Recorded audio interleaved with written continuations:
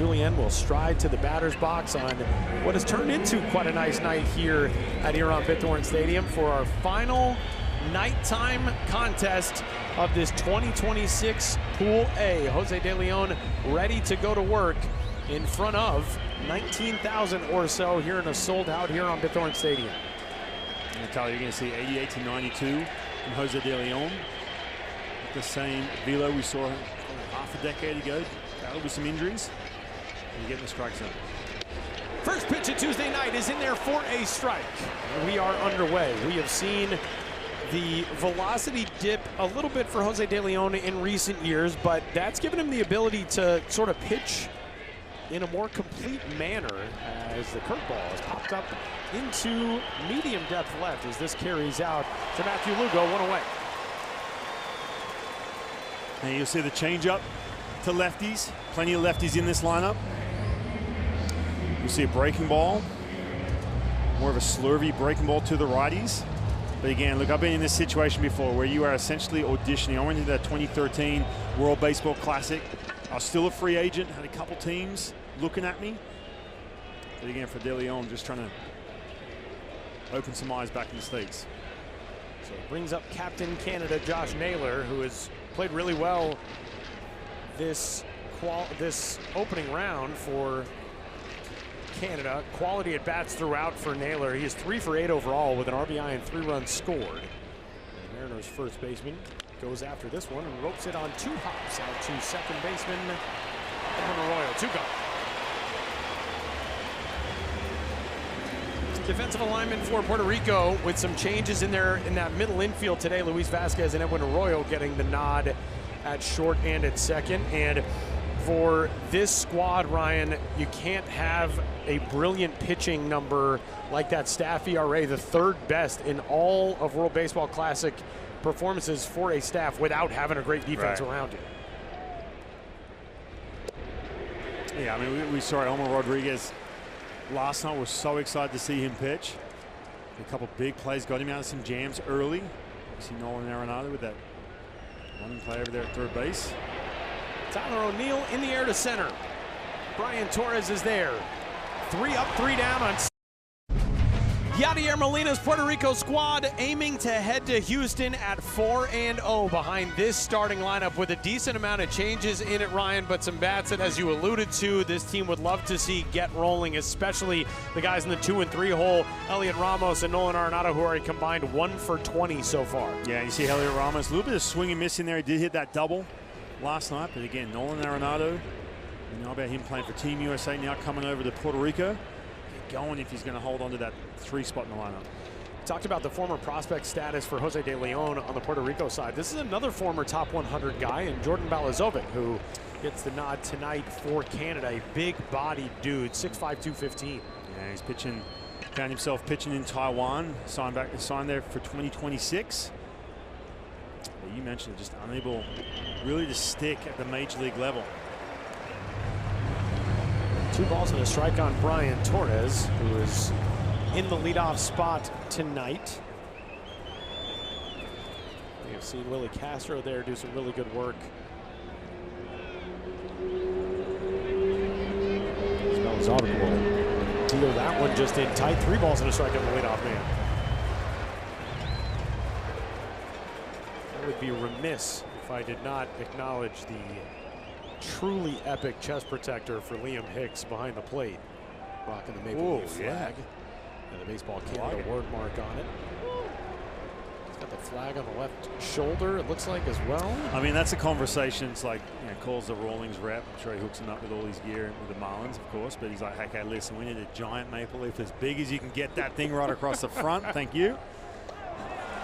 And a leadoff walk for Brian Torres to get things started in the first. And Brian, let's take a look a little bit deeper at Jordan Balazovic. Yeah, look, plus stuff. You can get the fastball mid to upper 90s. At times, he's got that, you know, high arm slot, but just like we saw just then, the command has always been the issue to really translate to having some success at the major league level. Made his debut with the Twins a couple years ago. Just a cup of coffee. Found himself pitching in the Korean Baseball League. Now in Taiwan. Big cut and miss there from Elliot Ramos, the San Francisco Giants. You see the numbers so far here in the Classic. That double last night, Ryan, we were talking pregame, maybe that's the type of thing that gets him going. 0-1 on the way to him from Balazovic is down.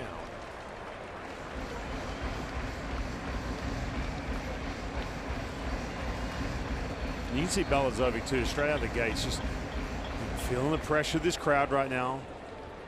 I know we're talking about, you know, for what tomorrow means against Cuba, but just kind of rushing down the mound, trying to find some rhythm. Some balls in a strike. Hicks gave a look over at first. Elliot Ramos was the 19th overall pick in the 2017 MLB draft. He made his big league debut 5 years later. Nolan Arenado waiting on deck. These two guys have had some good at-bats, but have also had some sort of puzzling ones as Ramos lifts this one high and deep down the right field line. Tyler O'Neill giving chase into the corner. Goes off of the fence. Ramos, a couple of nights ago, he and his team in a big spot. Bases loaded, pitching change late, went after the first pitch. Yeah. Some things you expect to see from a young guy. And Ramos at age 26, you know, obviously wanting to deliver for his team, but trying to factor in that patience element too. Absolutely. There's been some, you know, questionable at-bats, and you mentioned that loaded bases. You know, when they had Panama on the ropes, just coming up swinging, all of a sudden wriggle their way out of that inning. But there's been a little bit of that chase. Obviously, you know about the power, especially if you're a Giants fan.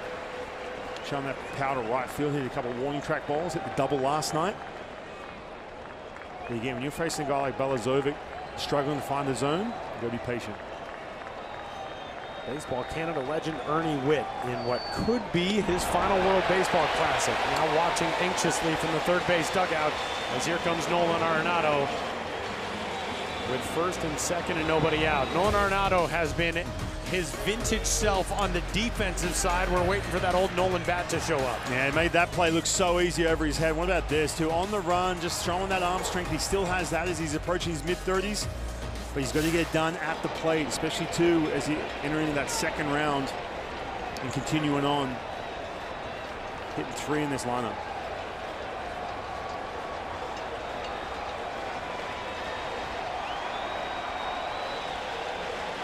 First and second on back-to-back walks. Arenado waves and doesn't get the first one. It's 0-1.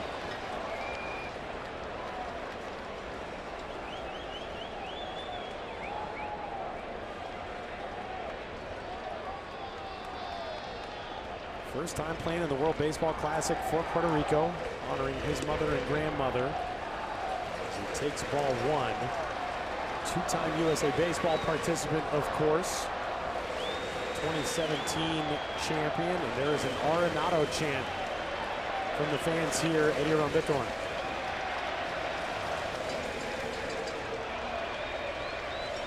Trying to get him going as he takes ball 2 up. And you can see Hicks setting up in. If you're going to go in to Arenado, it has to be in. You can't make that mistake.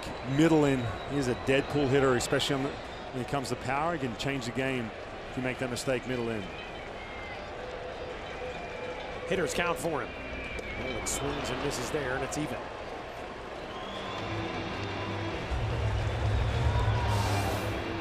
Yeah, it's been that dark spot for Nolan Arenado, especially the last couple of years, down and away.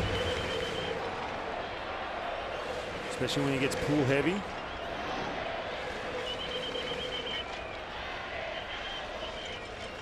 Two.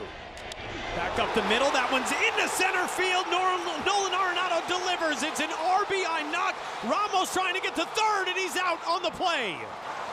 Denzel Clark getting the trail runner on a terrific defensive decision by a wizard in center field for Canada. But Arenado has his first hit in a Puerto Rico uniform, and it's 1-0 in the first. Well, they try to go back down and away, just too much plate. And again, we talked about some of the struggles down and away, but just staying up the middle, especially with 2 strikes, and Denzel Clark doing a good job right here, resetting. You can see Elliot Ramos thinking he was going to come up firing home. He's out by a mile at third base. Ryan, if you're Jordan Balazovic right now, you are hopeful that you can get a ground ball and get out of this with only one run across. That erased the lead runner who would have been 90 feet away. And here's Eddie Rosario with a runner at first and one gone. Fan favorite here in San Juan and everywhere else on this island. He also is just 1 for 10. His one hit was a double. And his 4th World Baseball Classic skies this one out to Clark. 2 gone. That'll bring up Christian Vasquez.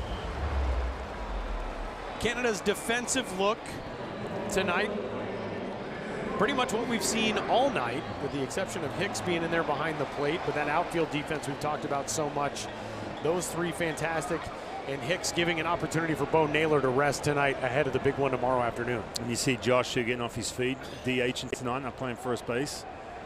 And just come back to Nolan Arenado too. Look, I know he's had a couple hard hit balls right at some people. I get it, that sac fly a couple nights ago.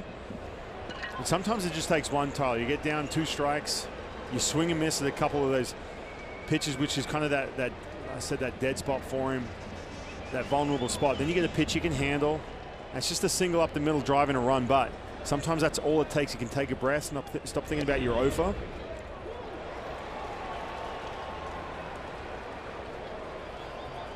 So here's Christian Vasquez. Limited action to this point. Catching mix for Puerto Rico. And on a minor league deal with the Baltimore Orioles.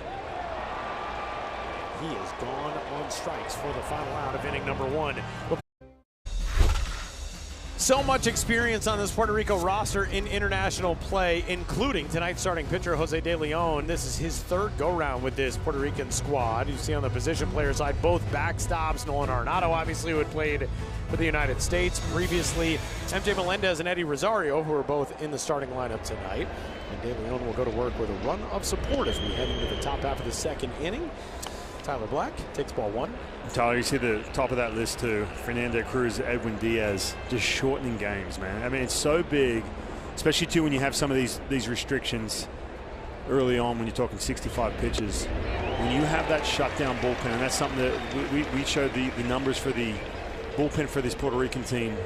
When you get Edwin Diaz, Fernando Cruz, I know there's probably some other restrictions too, but as we get moving on, I think they could go back to back. Be a huge weapon in these next couple of rounds. And Miami.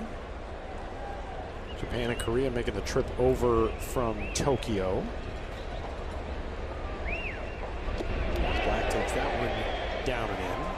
And the count will go to 3 balls and a strike on him. Tyler Black, limited action to this point, 0 for 5 with 1 walk. He was the one at the plate a couple of nights ago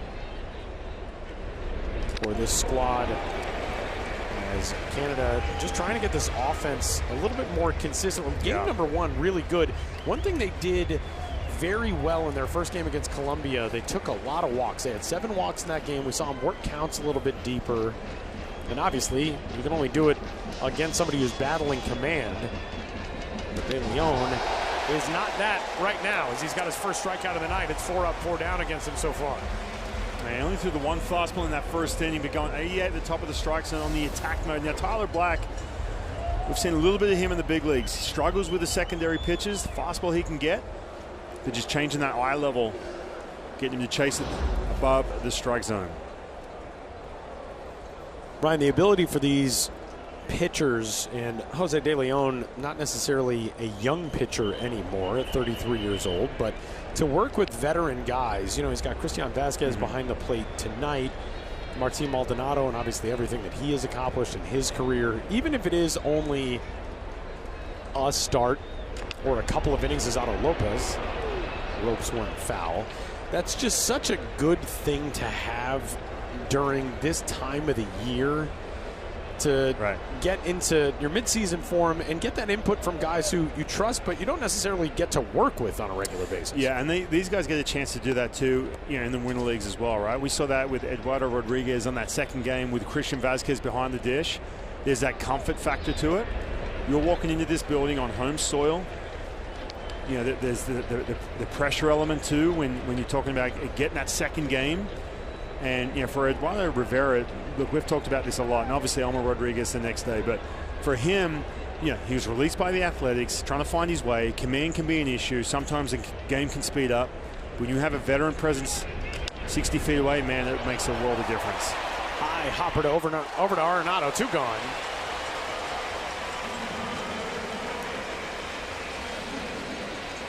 Christian Vasquez, still a free agent right now. Did spend 2025 with the Twins, and reportedly has gotten some interest from the Astros in a reunion there.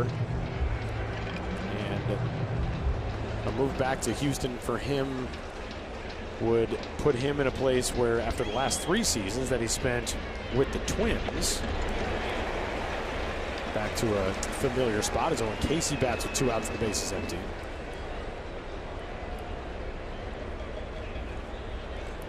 Casey has been really good for this Canada lineup. 4 for 8 with a home run and a double so far. And you can see De Leon going change up. Well outside the strike zone. He's been paying attention the first couple of games for his Canadian team. Casey is so imposing in the batter's box. He's listed at 6'3", 190. He's certainly added some since that original weight when he came into pro ball, but that upright stance, he just looms as a left-handed hitter. The home run and RBI numbers already tied for the most in Canada's World Baseball Classic history. Yeah, I think with him too, we talk about, you know, some of the presence on the team you're on. Being around Josh Naylor with that plate discipline, that's the one missing piece right here for Owen Casey, for him to just completely break out in the big leagues. Casey fouls that one back. And this is a hanging breaking ball, this home run on that first day for this Canadian team. They had to wait today. Look at this. This ball is absolutely crushed. You're going to see this, plenty of this if you're a Marlins fan as we get into 2026. And then this straightaway center field. We know this ballpark plays big. Man, you make a mistake, we're going to let you have it. No mistake there. 2 strikeouts, and it's 6 up, 6 down for Mr. Perfection in his World Baseball Classic career, Jose De Leon dealing. We go to the bottom of 2. It's a 1-0 Puerto Rico lead.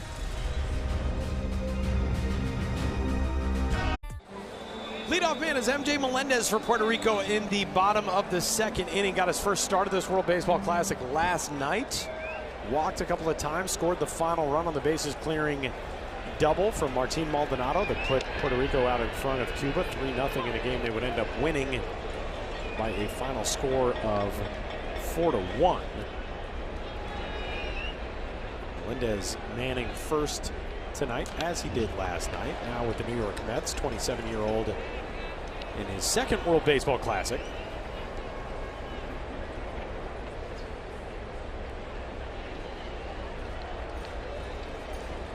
Jordan Balazovic got himself in a little bit of trouble with the back-to-back walks to start things in the first, but settled down pretty nicely.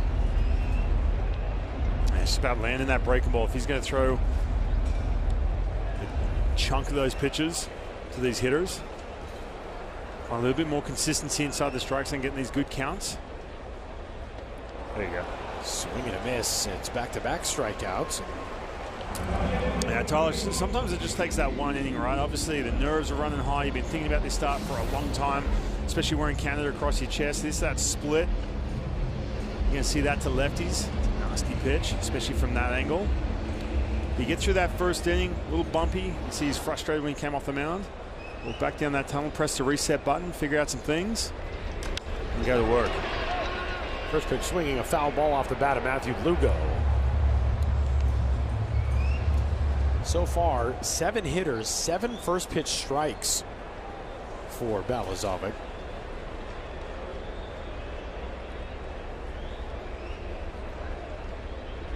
It's kind of a weird dynamic to this game tonight, Ryan, because it means something, but it doesn't mean everything for these 2 teams. Puerto Rico already knows that they're moving on. Canada knows that tomorrow is what it all rests on. They have to win tomorrow in order to make it out of the first round for the first time in their World Baseball Classic history. And they have a very tall order tomorrow as well, because Cuba had the luxury of an off day yesterday and started their ace, Levon Moinello, back on day number 1. So he is out of the mandatory rest period.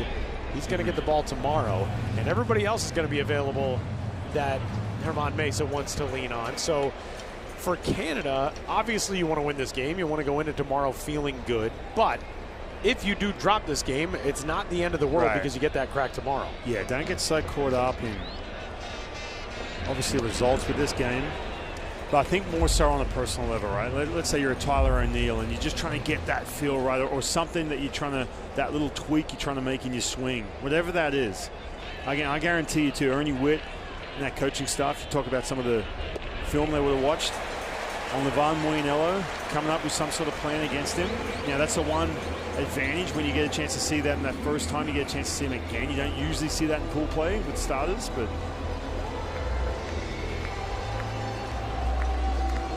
we get through this one, and from a personal standpoint, if you're hitting 3rd, 4th in that lineup, whatever it is, just get that swing right, get that feel right, just get a little bit of that momentum, feeling good about that game tomorrow. So here is Luis Vasquez. He's the Vasquez on the deal with the O's and getting the start at short tonight. That is the 3rd walk for Balazovic, so the pitch count already climbing up there, nearing 35. It's the 2nd AB for Luis in his baseball. And Tyler, that's the other thing too, right? As we see 34 pitches, if you're Balazovic right now, you cannot help but think, look, I need to be efficient here. I don't want to blow through my bullpen in this situation where I have to use some of these arms, knowing that we want to have all systems go tomorrow, have a fresh bullpen. Runner off from first, thrown down to second by Hicks is a perfect one. And out at second base is Matthew Lugo. I am not sure that the tag was initially applied there, but Edouard Julien able to stick with it and get a tag on Lugo after he came off the bag. May have gotten him on the initial effort anyway. Good throw. And look, the thing is with Liam Hicks, catcher for the Miami Marlins, he a little slow getting the throw off. That's kind of the report on him. He's got a slower transfer, so this, I mean, not a real good jump either from Lugo. He was out by a mile. We're going to get a review request here from Yadier Molina, so they will take a look at this. Well, the throw definitely beat him. It's just a matter if that tag was applied fully. Getting a chance to see that video quick. We'll get a couple looks here. We're waiting for this review.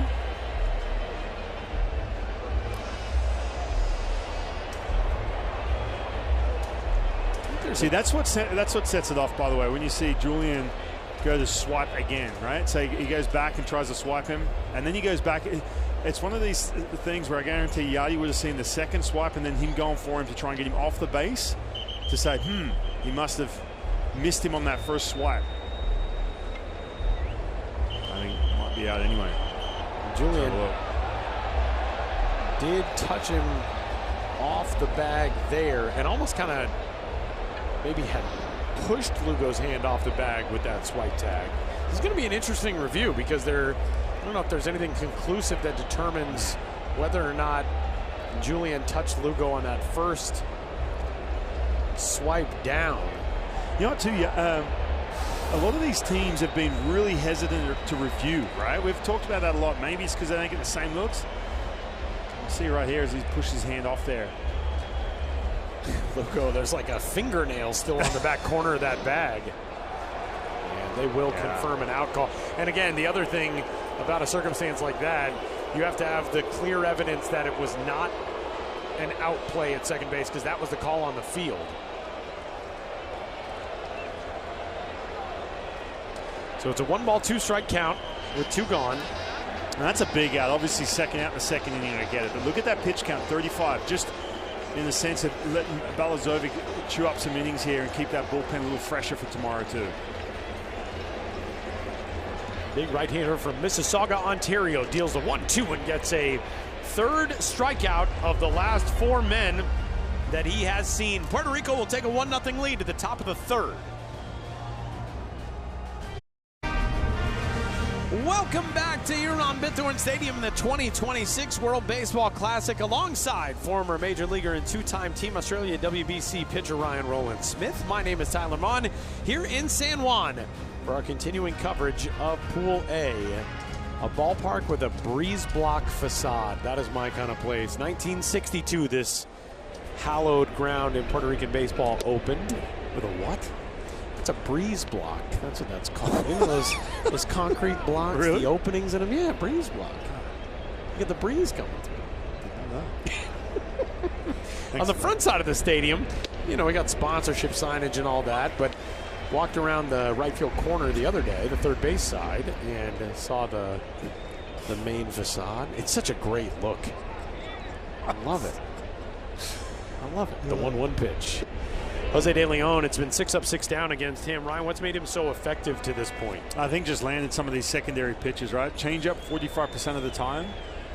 And the slurve slider combination around 30% of the time. But he's finishing hitters off with that fastball at the top of the strike zone. But just landing more than one pitch. That's going to be crucial for him. He's not going to overpower you with velocity. He's only the upper 80s right now. But Tyler, I talked about this in the first inning, right? Now he's going to Mexico this year. He's signed on with the team. But usually with those contracts, it works out where there's always an out. If you do get an opportunity to go back to the U.S. to play affiliated baseball, you can opt out of that deal. You see it all the time. Guys sign to go to Mexico kind of as a safety net. Then all of a sudden they get a chance to go play in the States. And off they go. 2-2 pitch. Abraham Toro, who has been terrific so far in this event, retired for the leadoff out here in the third. Well, you want to know how much this means to Jose De Leon? This was on social media the other day.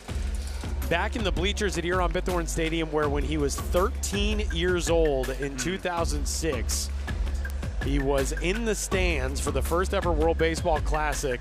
To the children watching this, never stop dreaming. I love it. That is so cool, man. So cool. Everyone has a backstory, right? Everyone has some sort of tie-in with, especially this building he's in right now is taking center stage on that mound. I love hearing these stories when you hear about that. You know, like, I'm sure, Tyler, you have, you know, moments that you sit here and think, well, hold on a minute. Attended the World Baseball Classic game, and here I am, or whatever it may be. I remember for me, I got a chance to go to the 2004 Olympics. 2000, you had to apply to be a bat boy. I never got it. And so my mom took me to a game. I was looking at the bat boy going, man, how cool would that be? Wow. 4 years later, I was in the Olympics. Homebush? At Homebush, that's right, in Sydney. But I was jealous of those bat boys, man. The teenagers. I would have been too. Man. You had to write, you had to fill in, like, you know, your baseball story and why you love baseball and you know, your level and all this. I thought I nailed it. I didn't get the call back. What if you could talk to that person? Yeah, I went on to the big leagues, thanks. Thanks for dropping me the bat boy applications.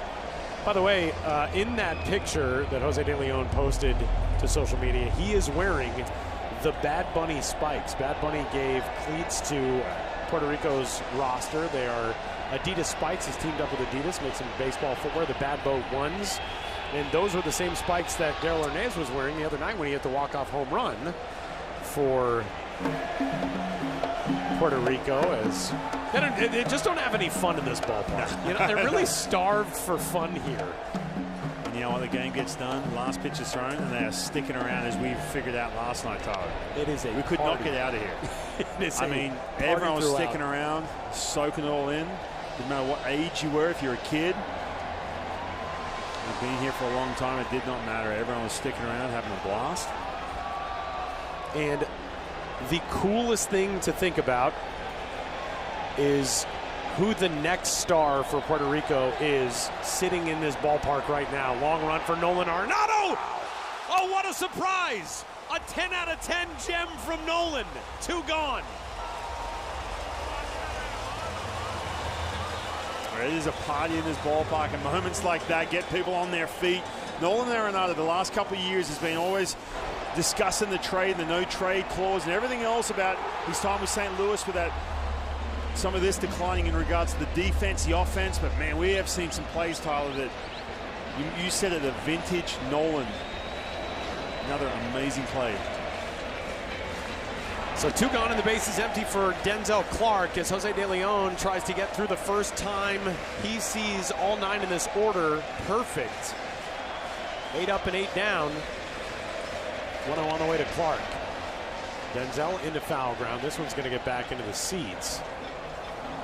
But you do think about it, man, the amount of young baseball players who are in this ballpark right now, somebody has that same road potentially in front of them as Jose De Leon. Well, you saw that little girl on your screen a moment ago. Maybe she's in the Women's Baseball World Cup or the WPBL coming up as Denzel Clark shoots one right side and through for a base hit. So the first knock, the first base runner for Canada comes out of the 9th spot. And we go back to the top of the order here with Edouard Julien batting with 2 gone. Denzel Clark, by the way, just about every time he has made solid contact and been busting it up that line, he's been running out of his helmet. I tell you what, if you're an athletics fan too, we know about how he can patrol the center field, obviously on the defense side, but offensively you feel like he's that close, right, where he can just be either at the, and obviously he's in the 9-hole here, but at the top of the athletics lineup. We can't not acknowledge that moose. No. By the way, that's Ryan has a kangaroo and a koala up here that he does that with all game. All game. He just holds that hand up. Like, don't you need that? So hold on, I've got Steve Irwin in the pitch com. We covered that. Kangaroos, koalas. 2 balls and no strikes from De Leon to Edouard Julien. Brian, if Julien continues to struggle tonight, you sort of wonder if Ernie Witt makes a move at the top of the order tomorrow. That's where I was going. That's where I was going too, with with the Denzel Clark, right, or even an Otto Lopez, maybe shifting it a little bit in regards to this lineup. There down the right field line, Julien's got his first base hit, and it will send Denzel Clark to 3rd. So a 2-out rally for Canada in the 3rd. Runners at the corners with 2 gone. Well, Tyler must have heard us talking about him potentially losing that leadoff spot. Comes up big. That's one thing with Julien. We've seen the plate discipline from him, but it's about getting that swing off, man. You get a mistake or something you can handle middle of the plate, get after it. You're really sticking around, getting deep into a count. Get after that mistake. Up to 40 pitches now, De Leon. So a visit to the pitcher's mound from Jose Rosado Jr. Yeah, Edouard Julien heard us, said, I'll show you chumps. You idiots who don't understand the kangaroo and koala up in that booth. Can't figure out the left-handed connection with the hockey sticks and all that. I'll show you. But that is, I mean, that is big for Canada, for Edouard Julien to be a factor at the top of the order. Moves well on the base paths, now 1 for 10. And already work going on in the Puerto Rico bullpen as Rico Garcia gets started. 8 up, 8 down against Jose De Leon, and now Denzel Clark, the potential tying run in the 3rd here, just 1 station away. And you can see Yadier Molina pointing towards the bullpen. What he's saying to Javier Vazquez, hey, look, go out to that mound visit. He was saying that right before they had that mound visit to give the bullpen time to get moving, get loose. A ball with no strikes here on Josh Naylor.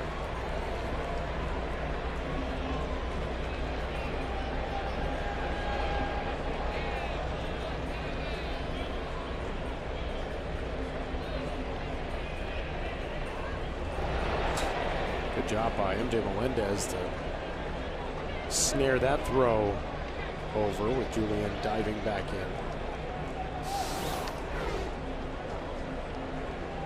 Ooh, yeah, good stuff. Good job, MJ Melendez. It's a tough dig.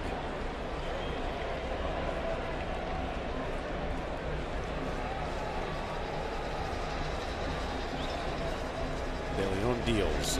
It's inside and hits Naylor. And the bases are loaded, and hopefully Josh Naylor's okay. Man, that reaction. He hasn't got the elbow guard. I'll tell you what, Canadian fans and Seattle Mariners fans holding their collective breath. But I'm telling you, if there's one guy who can take a ball off the elbow, as we've seen in the last couple of years, it's Josh Naylor.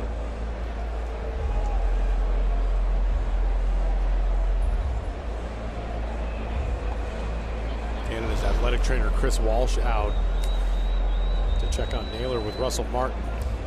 I tell you what, you do not want to lose that bat tomorrow Not to mention, too, you want him playing first base. I know he made the error the other night, but he is so good over there at first base. He's off his feet a little bit tonight, DHing. Yeah, but this is a situation, again, you got to keep in mind, too. Obviously, he's got a big 2026 ahead of him, just signed that 5-year deal.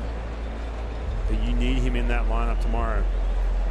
But there is no way Josh Naylor's coming out of this game. Or coming out of the game tomorrow. 100%, especially when he's wearing that canter across his chest. His younger brother Bo looking on from the third base dugout. This is some of the work that Josh Naylor has done defensively. Yeah, that's why it was such a shocker, man. When he made that error the other night, this is what he does. He just flat out hits. He comes up clutch too. And you look at some of the at-bat breakdowns, at-bat number 3 and 4, man, that's when he just goes off. That clutch element to him, but he is in pain right now with that elbow. Yeah, he is still feeling it. That's going to be the end of the night for Jose De Leon. So 8 up, 8 down for De Leon. 3 straight have reached, and his night is done in the third. I'll tell you what, Tyler, we're talking about this error from Josh now. I got a chance to watch him in the Mariners uniform, how good he was in receiving over there at first base. But this was a rare one, and this kind of set off that 6th inning just a couple nights ago. Bit of a head scratcher seeing Josh Naylor do that. But yeah, he is sure-handed as they come. He will be playing first base tomorrow, but that ball off the elbow. We'll see how that plays out. Rico Garcia takes over from Jose De Leon, who started this game brilliantly and has run into some 2-out trouble here in the third. And the first pitch swung on and missed by Tyler O'Neill. Yeah, it felt like De Leon was a nice little rhythm. He was going to eat up some innings at 65, but wheels fell off there in the third inning.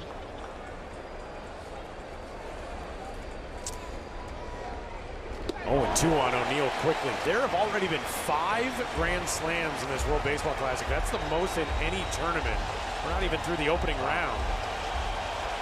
But 19,000 to their feet here at Bithorn Stadium as Garcia tries to strand the bases loaded in the third. 0-2 pitch.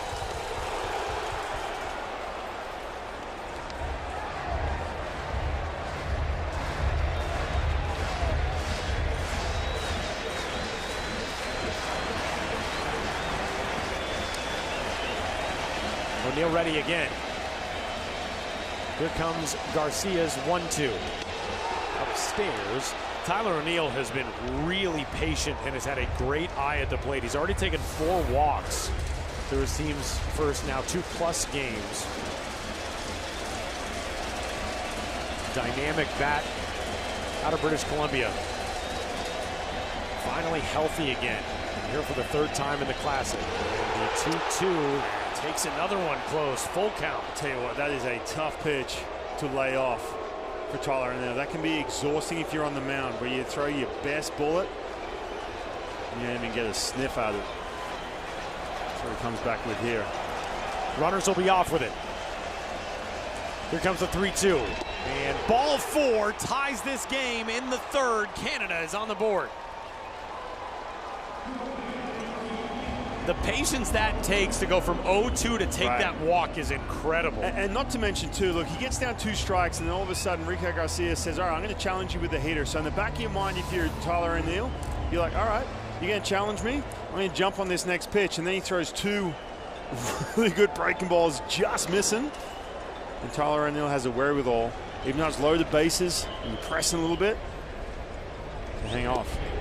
5 of the 6 pitches in that at bat were sliders. O'Neill with the patience to get this game tied and keep it bases loaded to send it to the first baseman, Tyler Black. Black 0 for 6 so far in the Classic. And the 0-1. Julian at third, Naylor at second, O'Neill at first. All of this coming with 2 outs.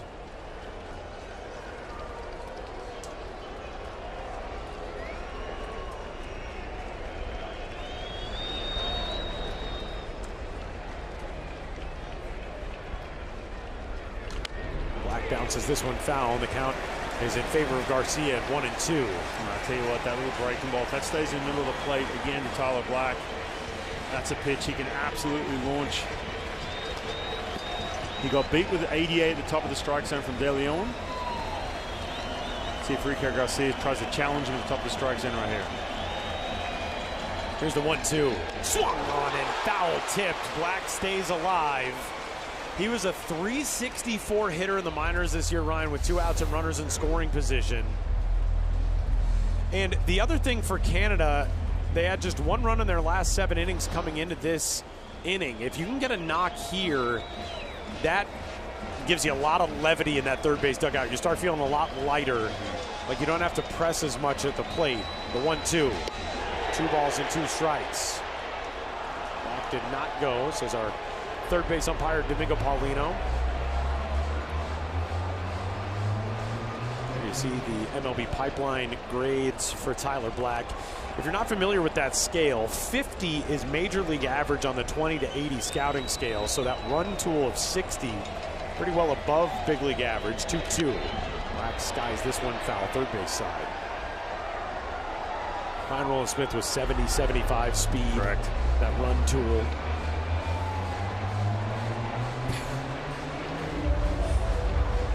And anything less than 20, that's what I would get. They could give you a 0. 2 balls, 2 strikes, bases loaded. Already a lot of tension here in this jam-packed ballpark, as that one just misses to Black, and the count is full again. This is what these long at-bats do. You get a couple different looks, right? So you start to see that spin on that breaking ball, and you start to see that hitter get a couple more looks. You know he's going to try and attack you at the top of the strike zone. Look for something up, something spinning out over the plate. Runners will be off again, 3-2, and Black fouls it away once more. That is the 34th pitch of this inning combined between De Leon and Garcia. And you see that pitch, that was well above the strike zone. Is that guy with the flag? But that was well above the strike zone. Again, the only way Tyler Black is getting to that pitch is because he's that deep in the at-bat. Be able to cheat a little bit to that fastball. See if he challenges him here again. Garcia trying to finish him off. 3-2 pitch is ball 4, and Canada on back-to-back bases loaded walks takes its first lead of the night at 2-1. Again, we talked about this offense being a little clunky that last game against Panama, missing some opportunities. But this is how they can beat you. Some of that veteran presence, the plate discipline will be the separator for this Canadian team. And Ryan, what did we talk about with that first game against Colombia? They took 7 walks in that game, and they cashed in a lot of those. That patience is, especially in an environment like this, really, really difficult to be able to harness.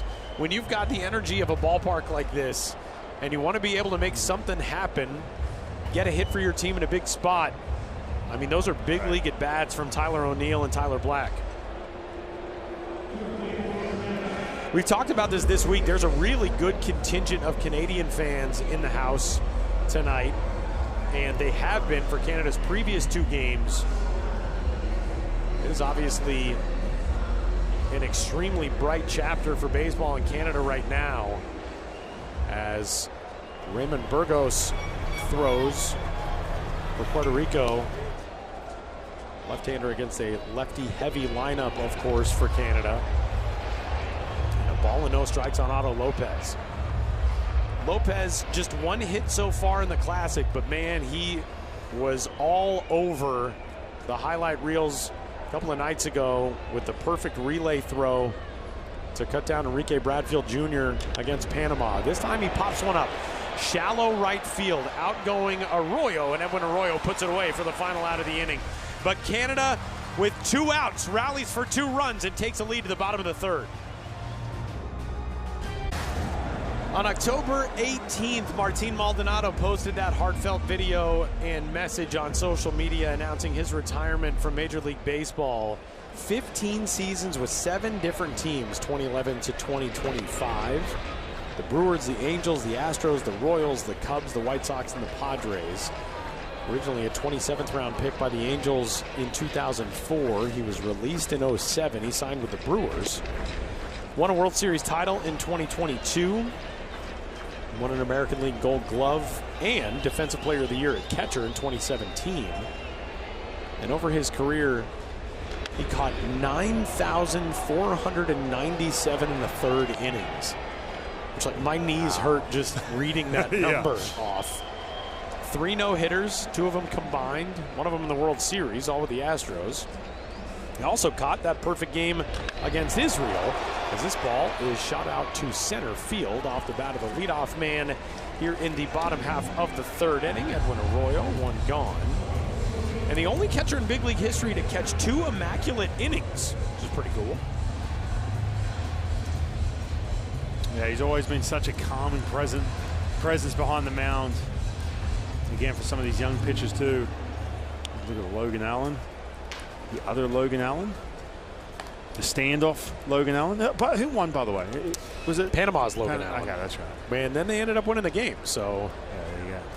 As the rain has arrived again here in San Juan, hopefully it won't stick around for too long. Game number 9 of 10. We'd had 2 rain delays in all of World Baseball Classic history prior to this week, and now we get like 2 an hour, it feels like. But man, it has been such an amazing week. Even with the rain, even with the delays, we have had such an incredible time here at Bithorn Stadium. And we really have to shout out the grounds crew here who have done such an incredible job. It helps a little bit when you don't have an entire dirt infield to maintain, but even with this artificial turf surface, you know, the mound, the base cutouts, the plate area, the amount of tarp pulls that we have seen as Brian Torres lifts one down the left field line and a run over toward the corner there where Owen Casey puts it away. Yeah, there's been a lot of tarp pulls, haven't they? I mean, you're talking doubleheaders every day. Morning, usually in the morning they're going to cover it up. Then they get it prepped if a team wants to take BP, put it back on before the game, on during the rain delays. And it is dumping right now as they get ready to potentially pull it again. This is, I would say, this is the hardest rain that we have had. And I think Andy McKay, the home plate umpire, is going to give this just a few seconds to see if it lightens up at all before maybe making a call here. It is pouring.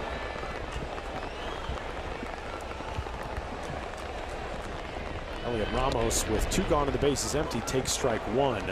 But they are the unsung heroes, and they have done amazing work. That crew to continually pull tarp and haul the sandbags out to hold it down and get this field ready to go after our rain delays. The 0-1 up and in. All of that led by Murray Cook with MLB. He's one of the real great guys in baseball as well. Not that you would know what a tarp pull is like. That's right. Ryan Rowland-Smith. A top slide to dominate. Let me tell you. You know how much the groundskeepers love the guys that do the tarp slides too? Did you? Let me ask you this question: did you have to like take? This is a creepy question to ask, I guess. But what was the attire for that? Because I remember. Full uni. Did you wear a belt? No, take the belt off. The belt right. you have to take off because you could. Yeah, you could rip the tarp, and that's going to upset a groundskeeper. That is a very expensive replacement. As Ramos swings and doesn't get that one. 1-2. Elliot Ramos walked in the first inning and was thrown out at third base trying to go first to third on Nolan Arenado's RBI single.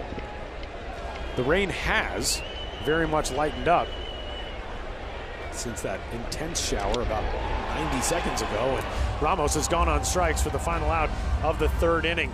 Since the tough start, Balazovic has faced the minimum over his last 2.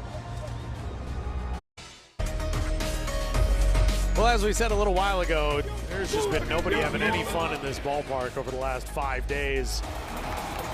As Bithorn Stadium has been the site of some absolutely incredible baseball, and we have entered our final night game of this 2026 Pool A here in the World Baseball Classic's San Juan group. Tyler Mon, Ryan Rowland-Smith, and a new arm into the game as we head into the top half of the 4th inning with Canada out in front 2-1. It's the lefty Raymond Burgos.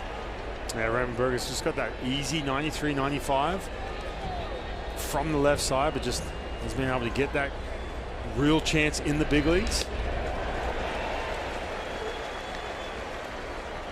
Burgos last season was in the Giants organization. Kind of surprising too. I mean, look, 6'5", left on left. And this is a tough look for Owen Casey right here. Burgos is currently signed with the Guerreros of Oaxaca in the Mexican League. He was an 18th round pick of the Guardians back in 2016. Did make one big league appearance with the Giants back in 2024. Sort of that Moonlight Graham story, the one appearance, and now trying to latch on for his next chapter. Just 27 years old, from Rio Grande here in Puerto Rico. The rain has basically stopped entirely as Casey takes the 2-2 down. Ryan, Burgos is one of two pitchers who we haven't seen yet in this Pool A, the other one being Gabriel Rodriguez. And is this a situation where for Yadier Molina, you already know you're moving on to Houston? You'd love to see what you have in these guys. You haven't gotten to use them yet as Casey serves one the other direction on a full count. He's going to have extra bases. Owen Casey just continues to rake here in Puerto Rico, and he's got a leadoff double in the top of the fourth. Well, Tyler, I'm telling you, Owen Casey, we talk about him being on the verge of being a breakout household name in the big leagues. Big-time prospect, top 100 prospect. But you ask yourself, does the skill translate from the minor leagues to the big leagues? If you can handle lefties like this, especially seeing some of these breaking balls, and go left on left and just serve that with some authority into left field, man, I'm telling you, if you want to be an everyday player in the big leagues as a left-handed hitter, you've got to be able to handle lefties.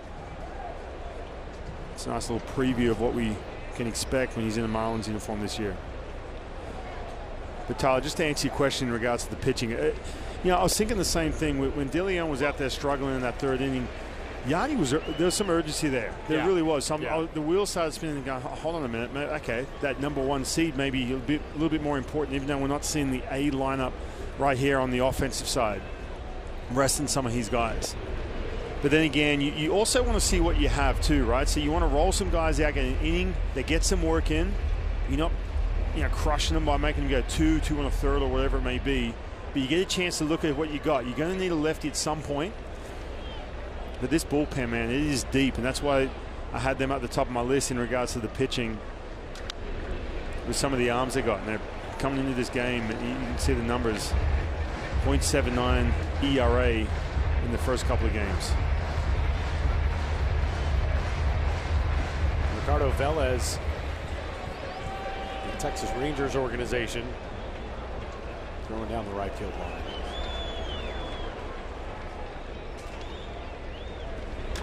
Shot right side, that one's through for a base hit. Abraham Toro might have extra bases as Owen Casey can cruise home, and Canada adds one. It's a 3-1 lead now in the fourth. Well, Abraham Torres, streaky hitter, as you see Owen Casey giving Liam Hicks a scouting report, but from the right and left side, he wore out left field that first game as a lefty. And now this time as a righty, look at this, just letting that ball get a little deeper, getting those hands extended, and just driving that ball into right field for the third run.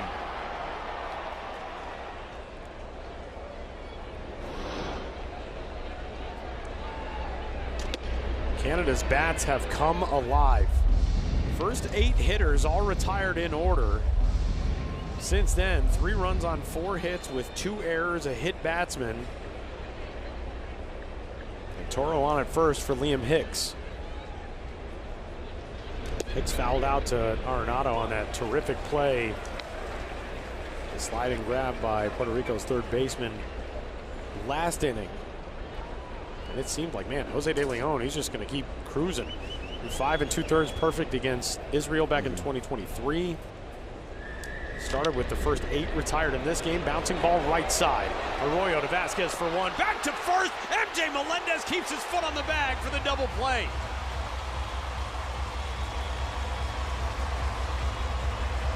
Man, I'll tell you what, he has been man in that position tonight. He picked that ball, that little pickoff he kept in front of him. Look, he's never played that position in the big leagues. Look at this, stretched out. #1, getting the out, but #2, even more important, look at him stretching out, stopping that ball, getting potentially into the Puerto Rican dugout.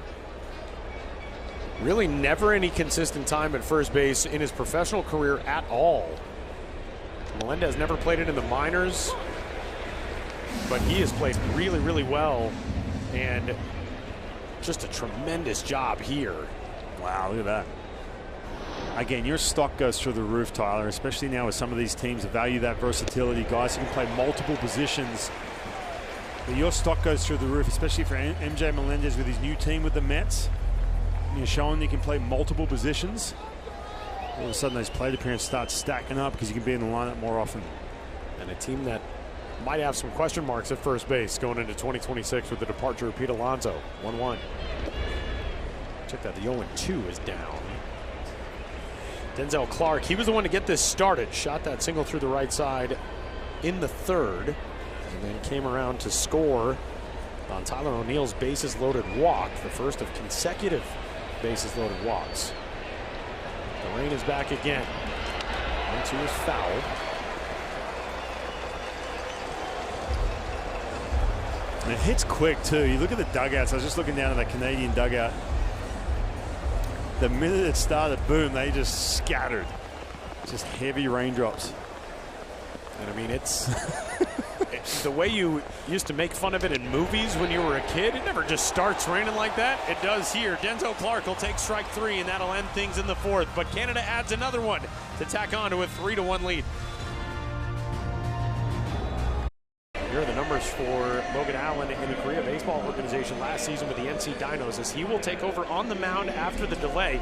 So, Ryan, that was one of the points of conversation, was whether or not Jordan Balazovic would come back out after the delay. He will not, and it is now Logan Allen's turn here as we head to the bottom half of the 4th.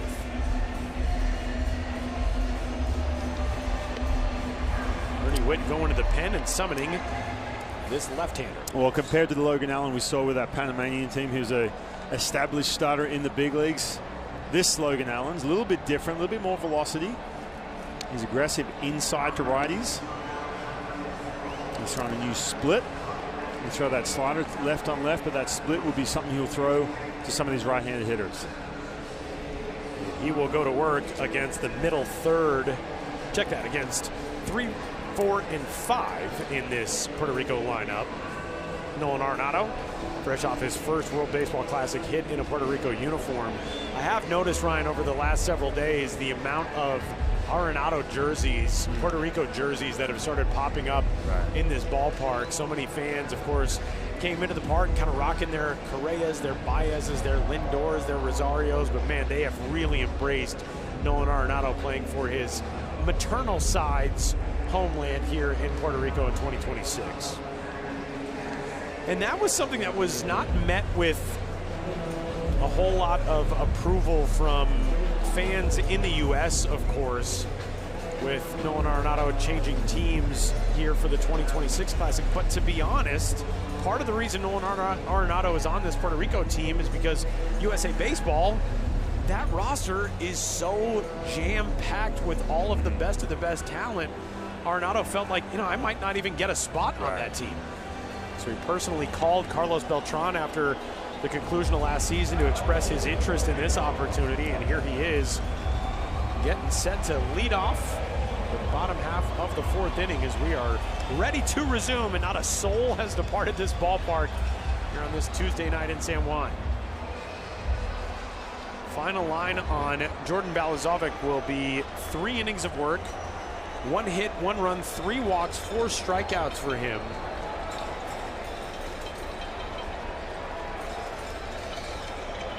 And we resume here at Huron Bithorn. The first pitch is there for a strike from Canada's lefty Logan Allen, and it's 0-1 on Arenado. Man, you can see Allen attacking in to some of these righties. It's his bread and butter. Can get that fastball in.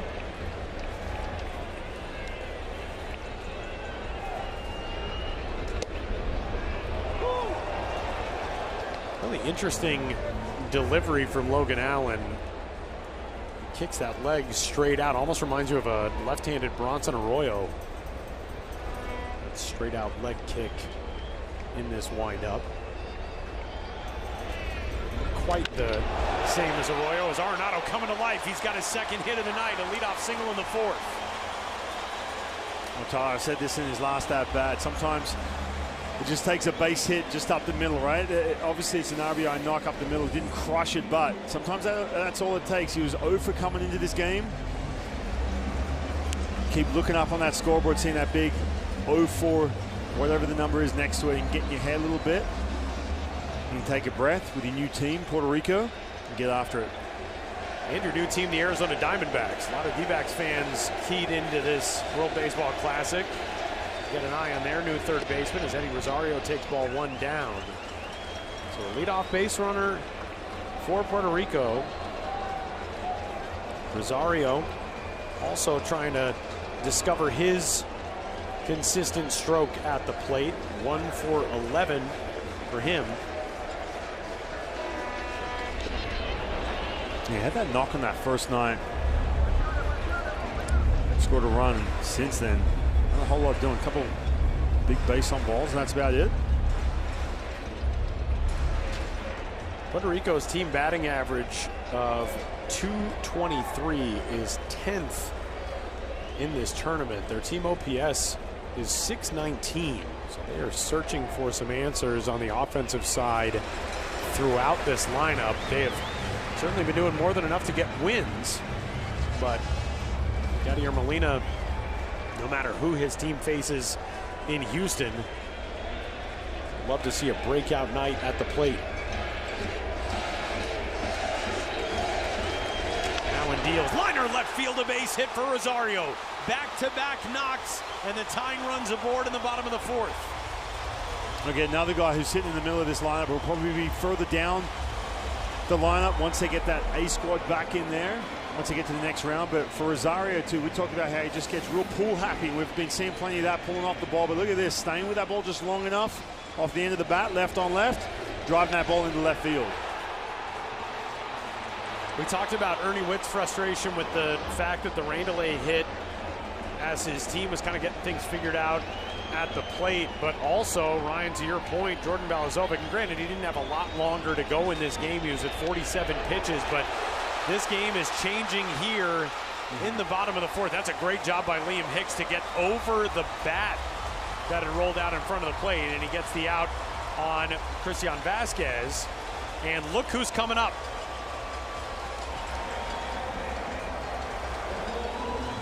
Martin Maldonado, in his final game in front of his home fans here in Puerto Rico, will bat in place of MJ Melendez, the first baseman, here in the bottom of the 4th. He was the hero last night with a 3-run bases clearing double. We also had that pinch hit knock against Panama late in that game.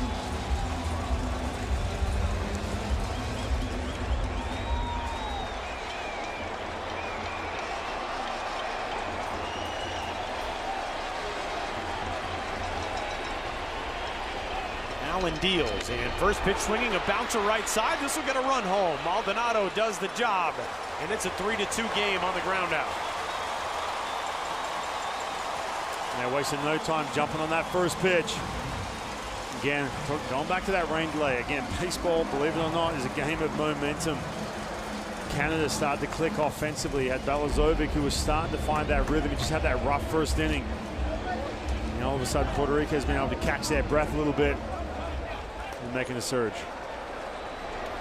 Tying run over at third now for Matthew Lugo with 2 gone. Ball 1.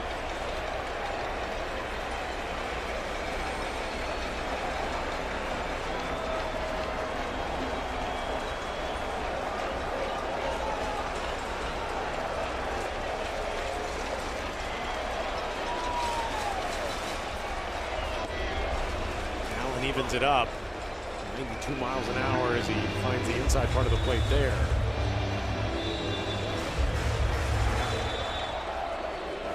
Eddie Rosario got a good bit of the way down the third baseline a second ago. Abraham Toro playing a bit closer to the bag, and now Rosario just trying to throw off Logan Allen. How much did that affect you as a left-handed pitcher with a guy at third? Yeah, not a whole lot. Sometimes you see it in the peripheral vision, or if you glance over there. Yeah, I mean, it didn't do a whole lot to me, to be honest with you. Unflappable. I was waiting for that. Ball and 2 strikes on Lugo. And the 1-2 served out into right.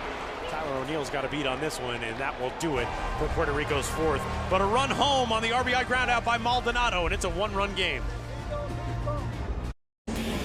Some changes for Puerto Rico as we head into the top half of the fifth inning of what is already shaping up to be a good one. Canada out in front, 3-2 is our score. The offense starting to come to life for the visitors tonight. Martin Maldonado into this game as the pinch hitter with the RBI ground out last inning. He'll go in behind the plate. And Christian Vasquez will head over to first base, a place where he too has not played a ton, 28 games in his career. Good job by MJ Melendez holding things down over there in the start today. And now both those veteran bats in the lineup as Edouard Julien leads things off here for Canada in the fifth.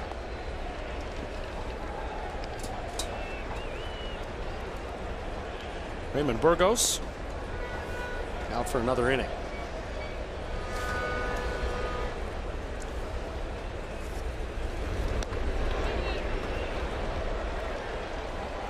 Jose Espada begins to throw for Puerto Rico. Trying for these two teams and Cuba as well. Still to be determined who the top seed will be coming out of here in Pool A. They will take on the two teams from Pool B starting 3 days from now. March 13th is that first quarterfinal game in Houston. March 14th is the second.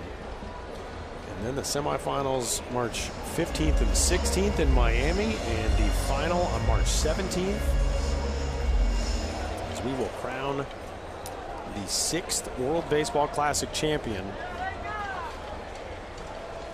Yeah, it comes at you quick. You get through this pool play, and all of a sudden, man, it's one slip up, one rough inning. It is all said and done. You're heading back to spring training. 2-2 pitch, and Julien is down on strikes.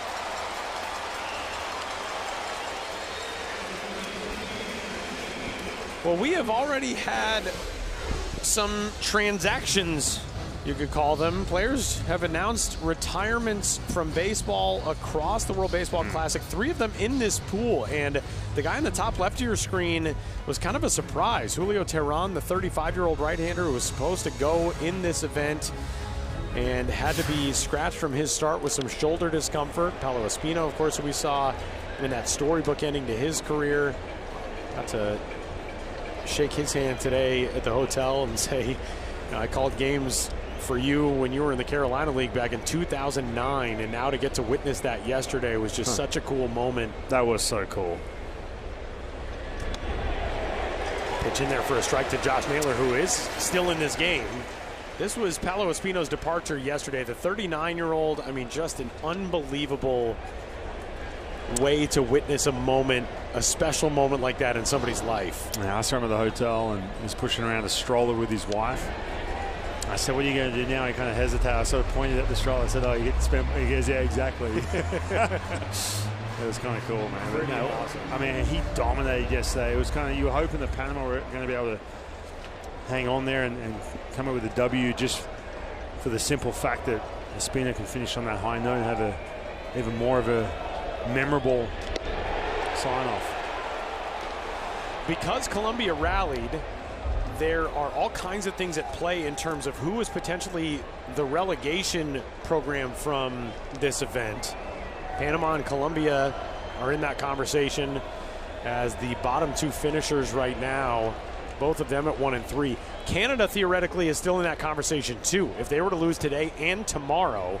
But the way things have shaken out, numbers-wise, that 3-way tie, Canada would be likely safe. Here is the situation as it stands. They would be safe if they lose both of those games. Panama would be back in for the next edition. Colombia would requalify. If it goes the other way, Colombia would be in next time around, and Panama would have to requalify. And you already start thinking about, what are the host sites going to be for the qualifiers? Is there a Estadio Mariano Rivera in the future? As Josh Naylor's got something in his eye and getting some help from home plate umpire Andy McKay. That is the worst feeling. Yeah. And it's not an especially windy night here in comparison to some of the other nights, but especially if we wear contacts.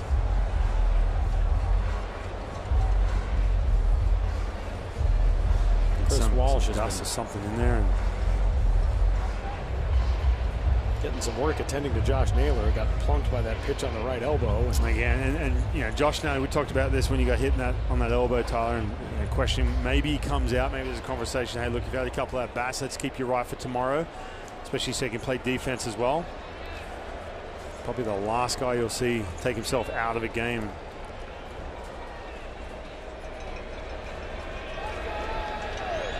Two balls and 2 strikes on Naylor. 2-2.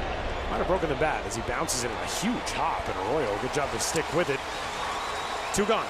And Tyler, I want to go back to this at-bat. Tyler O'Neill, really tough one against Rico Garcia. He goes down quickly with 2 strikes. And Rico Garcia has that tight little slider, and he gets a couple big swings and misses. But look at this. Okay, tries to get him to expand the strike zone and just lays off some really tight sliders. Look, when you get to a situation where you've missed a couple, you're looking at that pitch, but then he tries to change eye level, it makes it that much tougher. But man, great at bat right there. Got that inning going and got Canada on the board. O'Neill so patient in that AB, and Tyler Black behind him was the same.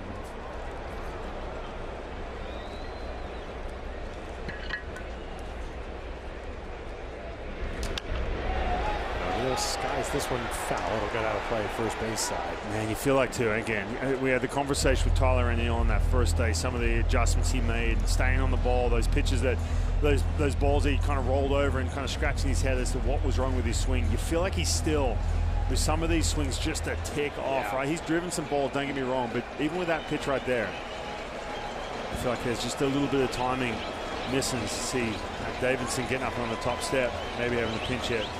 That is a guy we have not seen yet in this World Baseball Classic. Matt Davidson, a really interesting addition to this roster as O'Neill crushes one high out to left, but that's going to hang up and up for Matthew Lugo, who is under it. And that will wrap up Canada's 5th. 3 up, 3 down go the visitors. They've got a 1-run lead through 4 1/2. Are they going to bring him in? They are. They're trying to wave him home. Right inside the Parker, and he's going to get it. And folks, it is 7-0 Canada over Team USA. He makes the catch. He held on to it. Softly to first, and that's the ball game. Canada has upset the United States by a final score of 8-6. One of the biggest wins in the history of Canadian baseball, the 2006 World Baseball Classic, a win for Canada over the United States in the inaugural edition. How about Adam Stern that day? A legend in Canadian baseball forever after that game. Somebody asked him in the post-game press conference, is this the greatest performance in Canadian baseball history? And he just cracked up. That was an 8-6 final. Canada had 13 hits in that game. Stern had an inside-the-park home run. Yeah, looking at Adam Stern's numbers, 05 broke through with the Boston Red Sox, 06 had a little bit of time with the Red Sox, and the Baltimore Orioles 2007. Man, what a game. Unbelievable. The United States, as you may have noticed on your screen a moment ago, is currently trailing Italy 3-0. Nolan McLean, the top pitching prospect in baseball, gave up 2 home runs in the 2nd inning in that contest. That is not what you imagined going into that game. Italy, you certainly felt like Italy had a shot to be competitive in that group. They were one of the teams to advance to the quarterfinal 3 years ago, but taking a 3-0 lead on Nolan McLean in the U.S., probably not the guess of how Italy might force their way past round 1. They've still got a matchup with Mexico to come. We'll keep you updated on that one. A swing and a miss by the leadoff man, Luis Vasquez, here in the bottom of the 5th. Strikeout number 1 for Logan Allen.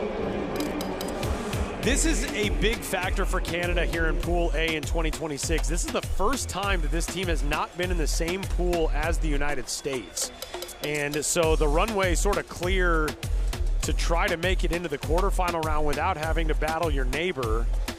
Even though nothing easy about this group, obviously, but it's just a different feel for Canada, and you could sense some relief with Ernie Witt and this staff that, all right, well, we know we don't have to go against the U.S., so we can take our chances against this group of teams. And you know what's interesting, too? Just watching those highlights going back to that 2006 World Baseball Classic, you didn't quite know what to expect, right? Like, Team USA kind of had that dream team lure to it, right? And you're thinking to yourself, just, you know, like with the basketball, sometimes you get these crazy lopsided scores, but then you see a game like that where Canada just goes out and upsets the U.S. Man, it's crazy. And just to think to Canada, first of all, Canada, you mentioned the fact haven't been in a pool without the U.S. until 2026. But the fact that they haven't gotten out of pool play, it's pretty amazing with some of the teams that they've brought to the World Baseball Classic. Look at the overall record per tournament for Canada. Those 2012 qualifiers were no trouble for them to get back into the main event in 2013. But the success has been negligible in the main event. Back in that 2006 game, it was Adam Loewen who made the start at age 21. And he was terrific. 3 2/3 innings. Nice. 3 hits, no runs. He worked around 3 walks.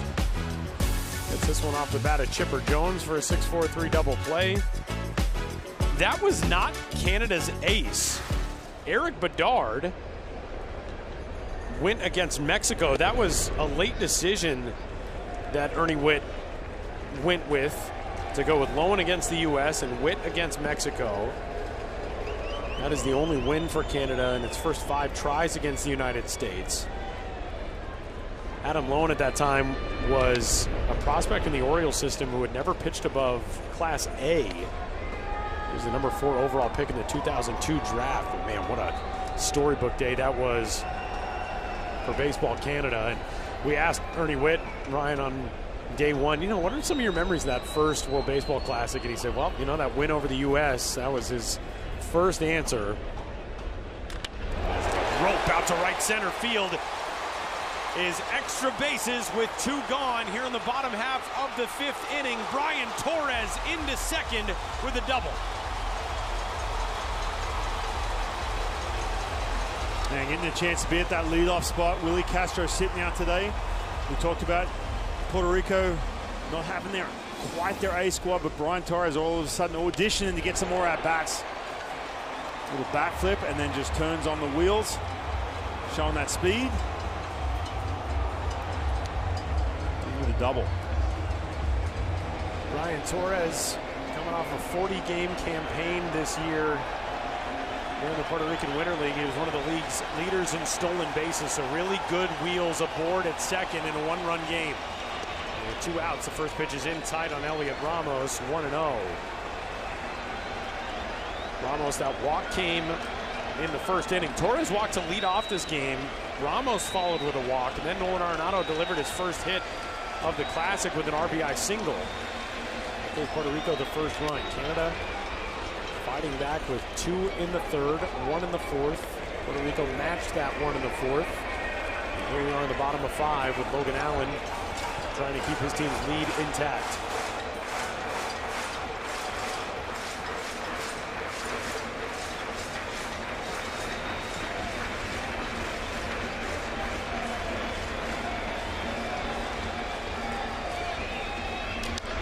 Ramos in the air to right. O'Neill toward the line has got it. And that will strand the runner in the 5th. 3-2 our score as we move to the 6th in San Juan.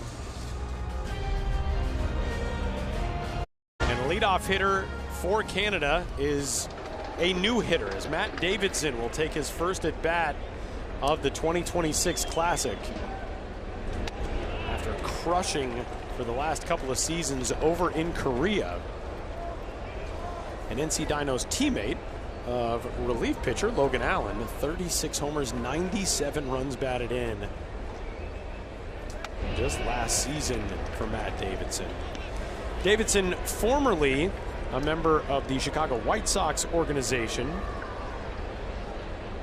He was actually drafted 35th overall back in 2009 by the Arizona Diamondbacks. Loses the bat here. Traded to the White Sox in 2013.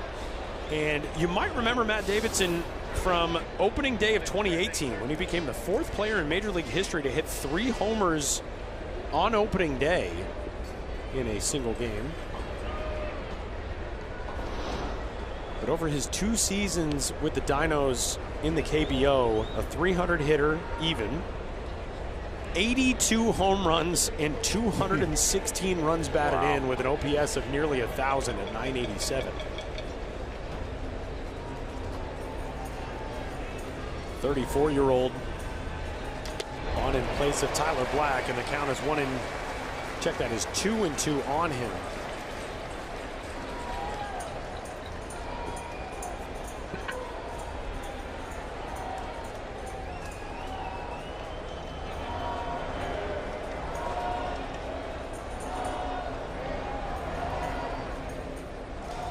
This is the first time that Ernie Witt has utilized a right-handed bat off of his bench. There's so many lefty hitters in this Canadian squad.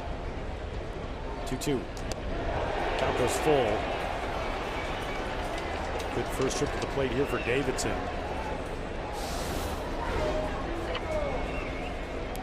I'm wondering when we would see Matt Davidson. I know, I'm kind of shocked. I mean, it's taken this long to see him in the game. Take strike 3 here. And a leadoff K gets things going in the 6th. And that'll bring up Otto Lopez. And though he has only gone 1 for 8 at the plate, he put his stamp on this World Baseball Classic with a defensive play of mastery a little while ago. But we're going to show that to you on the other side as Yadier Molina is out of that first base dugout. Pitching change underway for Puerto Rico here in the 6th. We teased this on the other side of the break, but this relay 2 nights ago for Canada is one of the most beautiful baseball plays I've ever seen. Right, and look, Otto Lopez, look, his arm strength ranks about midway. It's not like he's got an absolute cannon. But you saw that Owen Casey barehanding that ball off the wall. Perfect relay from Otto Lopez. Man, that was such a nice play. Number 2 saves man in the Puerto Rican Winter League, Jose Espada, who struck out 14 and 12 2/3 in the league in 2025-26, takes over on the pitcher's mound as we move along here in the 6th. And Lopez lines one out to left where Lugo will chase it back and put it away. Espada with the Baltimore Orioles made a couple of appearances in the big leagues. He spent time this season with the AA Chesapeake Bay Sox and the Norfolk Tides, AA and AAA in the O's organization. He was also in the Padres organization. And here is what you can expect from Jose Espada as he's got the first out of this Tuesday night relief appearance for him. And now he goes to work against the scary bat of Owen Casey, who is 5 for 10 in this event. Yeah, Tyler, you mentioned some of the getting a chance to pitch in the big leagues, but you see the inconsistent control and mechanics. He's just delivery-wise, just trying to time everything up. You can see it's kind of like herky-jerky right there. It's kind of hard to repeat that delivery at times. Generates a ton of inconsistent release point with that right arm, but quickly 2-0 right here to Owen Casey. Casey already a double and a run scored tonight. Got him shifted just about as much as you can shift these days in baseball. Nolan Arenado is playing in the 5.5 hole. And Luis Vasquez almost directly behind the second base bag. And Casey will take a 4-pitch walk. That's a heavy shift too. I mean, think about Owen Casey drilled that ball into left field. You don't have that big of a scouting report, especially too in the at-bat prior to this. He's able to show he can land some hits into left field, especially going away from it. But pitching him primarily in. It's 4 straight pitches for a walk. See a conversation there. Michael Soroka, Jameson Taillon. Dreaming about getting to that next round, Tyler, for the first time. Which is still, to me, a little baffling.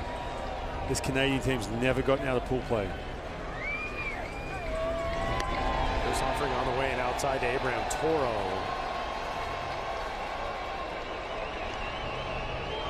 Toro with the RBI single that plated Canada's third run in the fourth inning. Having fun out in the bleachers.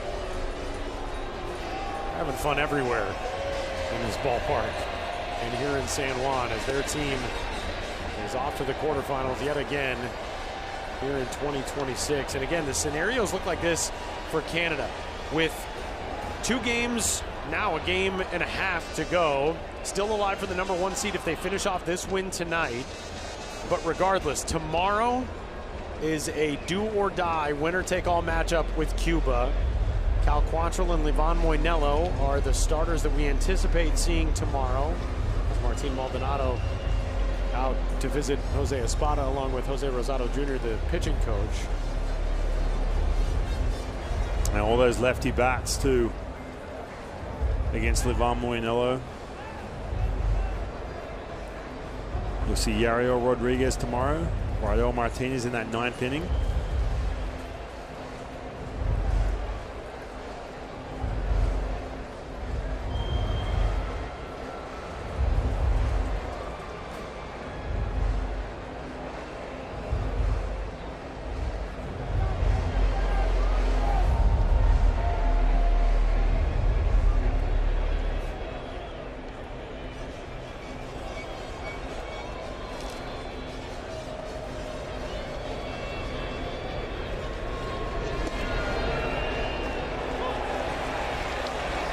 Two balls and a strike. I'll tell you what, Yadi's still running through that bullpen as you see Luis Quinones getting loose.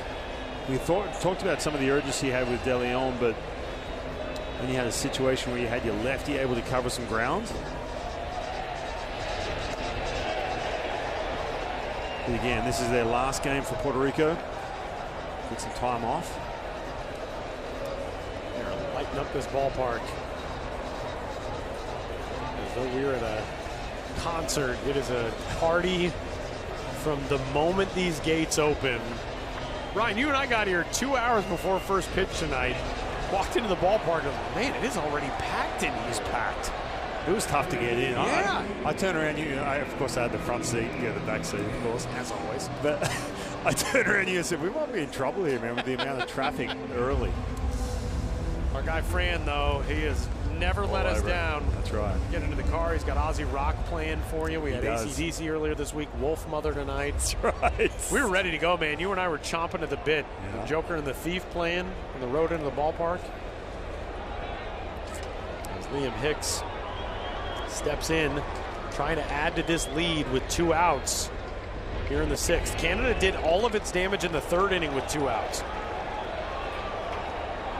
First 2 retired and then single, hit by pitch, walk.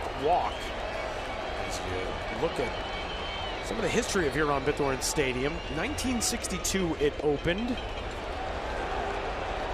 And we talked about this, and it is especially relevant for Canadian fans, but of course this was the home partially for the Montreal Expos between 2003 and 2004. I think that's when a lot of fans first really discovered Huron Bithorn Stadium. That was a couple years before the inaugural edition of the Classic.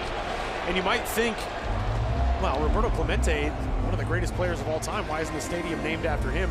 There is an arena next door, Coliseo Roberto Clemente, named after him, but this park was named after the first ever Puerto Rican to play in the major leagues in Huron Bithorn. 2-0 is there for a strike. It's 2-1. And I tell you what, Espada struggling with that command, and we're seeing this again where Canada's just not biting. They haven't got that chase. There's a couple hitters in this lineup, Otto Lopez being one of them. It's really aggressive, but for the most part too, you can see how patient, some of that plate discipline, wearing him out. 15 pitches in. 3-1. That one's there for a strike. So Espada trying to fight his way back from back-to-back walks. And even with that, Liam Hicks hasn't had a chance to play until today. Being stingy, working it to a 3-2 count. The patience of this Canada lineup has been so impressive.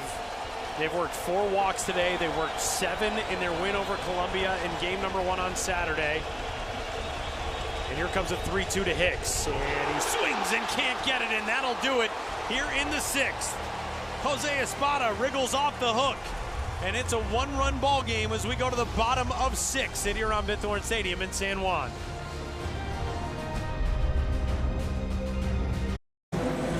Well, it is feeling like a breakout night for perennial all-star Nolan Arenado Ryan, who is finally swinging it and always doing it with the glove. Yeah, and look, a little base hit up the middle, you think, no big deal, but sometimes that's all it takes. I mean, defensively, he's been outstanding the whole time, but we're starting to see this, staying up the middle too, staying through that ball, not pulling off it. Sometimes he can get a little pull heavy.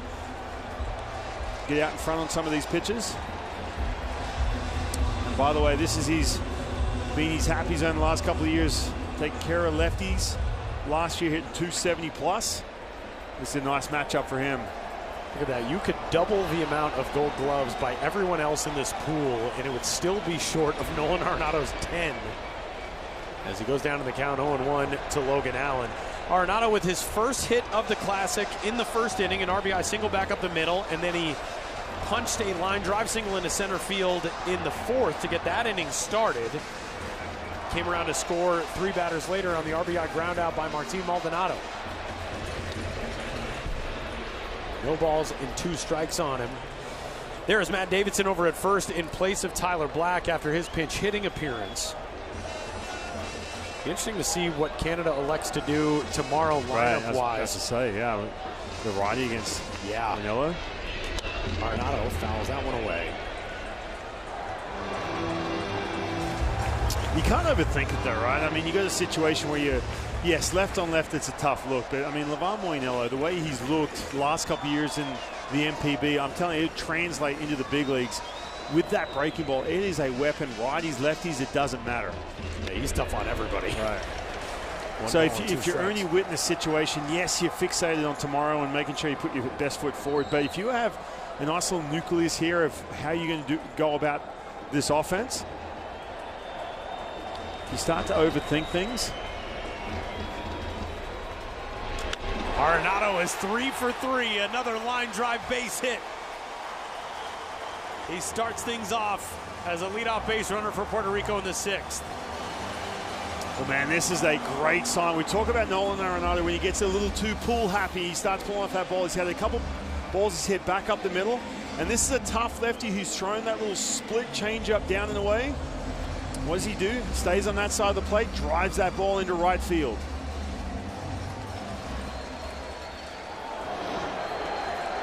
Ryan, we have a potential budding shocker in Houston. It is the middle of the 4th inning. Jack Caglione has now left the yard. It is 5-0 Italy over the United States. Eddie Rosario in the air to left, drifting back on it. Casey at the track hauls it in. Tagging at first, Arenado headed for second, and he's in there safely. Not a guy known for his wheels, but Nolan Arenado puts himself in scoring position on the flyout. And being aggressive here, banking on the fact that young Owen Casey is going to be sitting back on this throw. So he gets about halfway, goes back to the bag. He says, you know what? I'm going to challenge him. Challenge that arm and see if he's going to be on his heels. The throw beat him, but Julian was kind of a little surprised there too. Just couldn't trap that ball.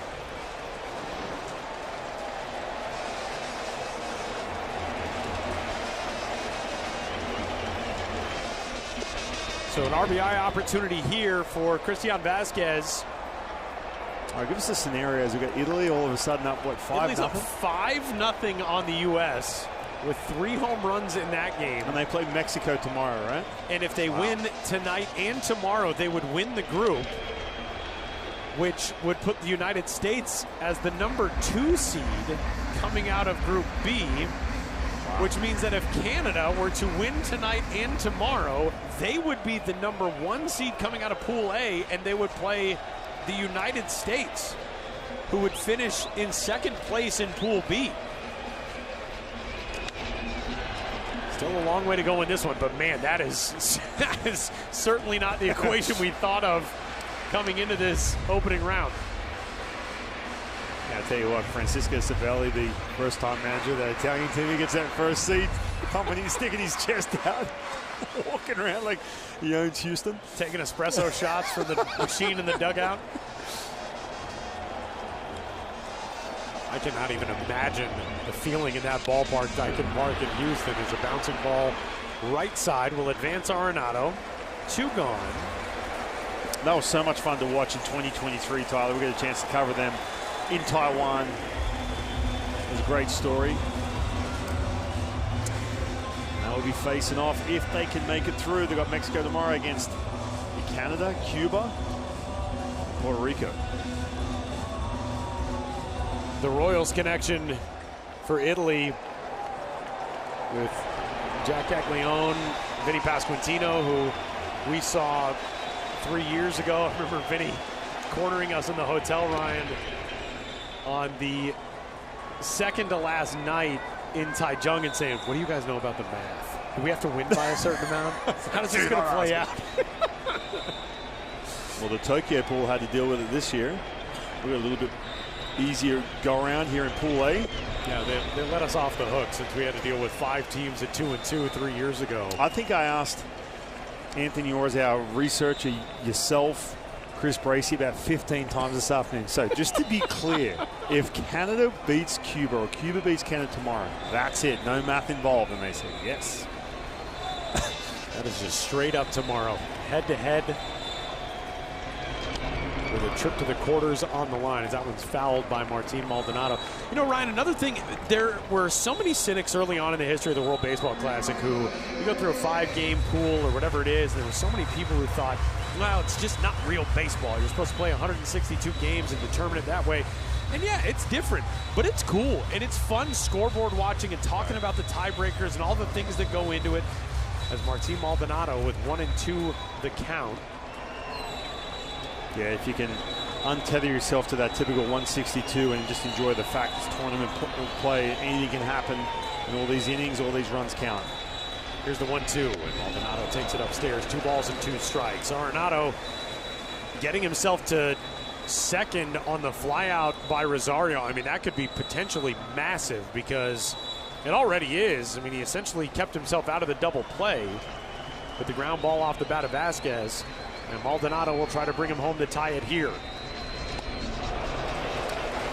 Good pitch right there from Logan Allen. He's been going that cutter fastball, inner half of the plate, and then trying to get that changeup. Man, that is a really good pitch. You just have to take a breath and try and repeat that here with 3-2. Maldonado wants an extra second to talk it over in his own mind. Matthew Lugo on deck if it gets to him.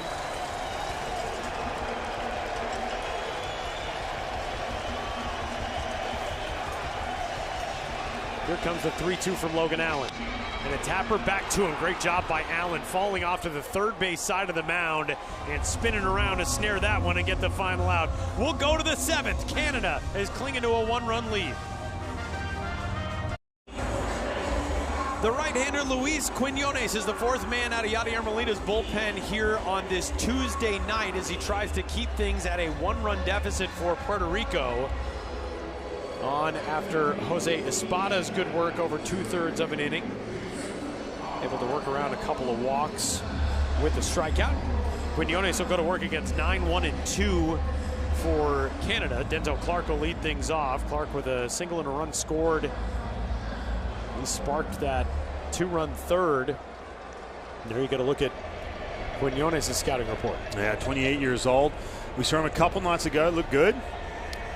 6 seasons in the minor leagues. Gets a ton of swing and miss. He has that really good split.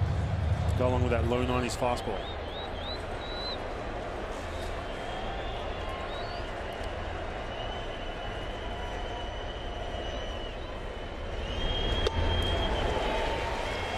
Count even at 1-1. Ryan, we were talking in the booth between the innings and filling out scorebooks and bringing up notes and everything, and all of a sudden Narcos by Timmy Trumpet started playing, and you and I both looked at each other like, this is Edwin Diaz coming in right now?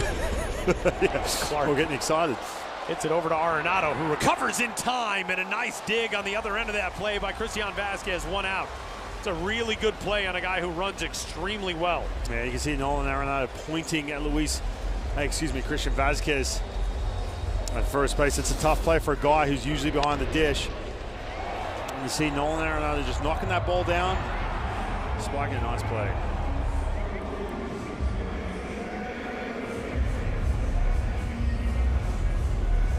So one away.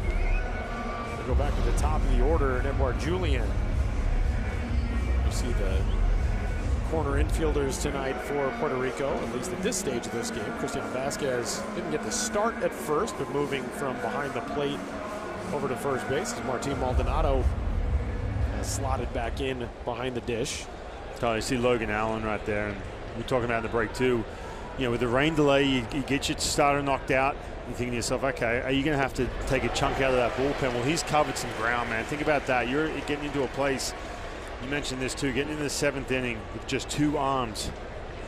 And by the way, he's still sub 50 pitches. We saw Ernie Witt come out mid-at-bat just a couple nights ago and take James Paxton out of the game to make sure he wasn't having that 4 days off and being eligible for these last couple of days. You might look at that and say, hey, look, Logan, you're going 40 plus, but hey, may need you tomorrow. No balls and 2 strikes on Julien. Just missing there, 1 and 2. Yeah, I mean, that is just such a lift for this pitching staff for Canada, because they're going to need all hands on deck tomorrow in that showdown battle with Cuba. Ball and 2 strikes. Julien, right side. Knocked down by Vasquez. 2 away. I'll tell you what, Quinones has that split similar to Fernando Cruz, just kind of floats. Right, it's such a tough pitch for lefties too. There's Fernando Cruz right there. But that's such a tough pitch. Doesn't have a whole lot of spin to it. Just kind of hangs out, looks so hittable, eyes light up. And there's really nothing you're going to do with that. Fernando Cruz is lobbying for a pinch hit appearance. Yeah. Sitting behind Yadier Molina, like, I'm here if you need me. Hey, he looks like he could swing it, He too. probably could. Almost certainly. 2 outs, bases empty for Josh Naylor. First pitch is ball 1. Naylor thankfully has stayed in this game after getting drilled in the right elbow. Yeah, that's a good sign.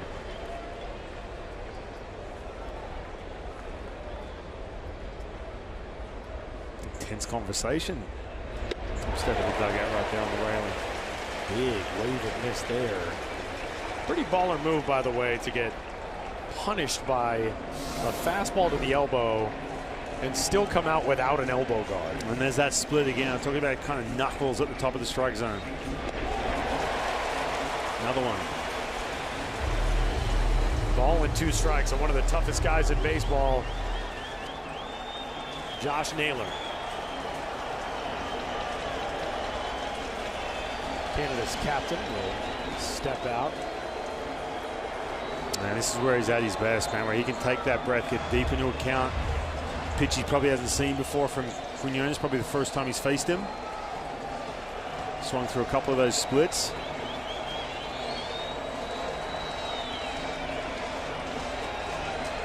Naylor waits. Quinones deals. 2 and 2. Man, that's a tough pitch to lay off. That 93 looks like 103. And here comes that split right after this. Tries to sneak that fastball on, freezes up Josh Naylor.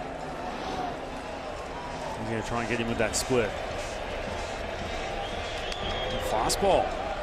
Again. Josh is all over it. This crowd is just so locked in. I mean, the reactions to every single pitch. This ballpark holds under 20,000, and yet the crowd pop is something you would expect at Yankee Stadium or Fenway Park or Wrigley Field in a postseason game. They're hanging on everything. 2-2 to Naylor. Popped up. Arenado.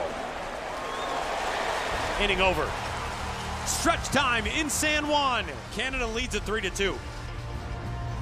Of 7th, it's a 1-run game. Canada leads Puerto Rico 3-2. 3 runs, 4 hits, no errors for Canada. 2 runs, 5 hits, and no errors for Puerto Rico. And as we head into the bottom of the 7th.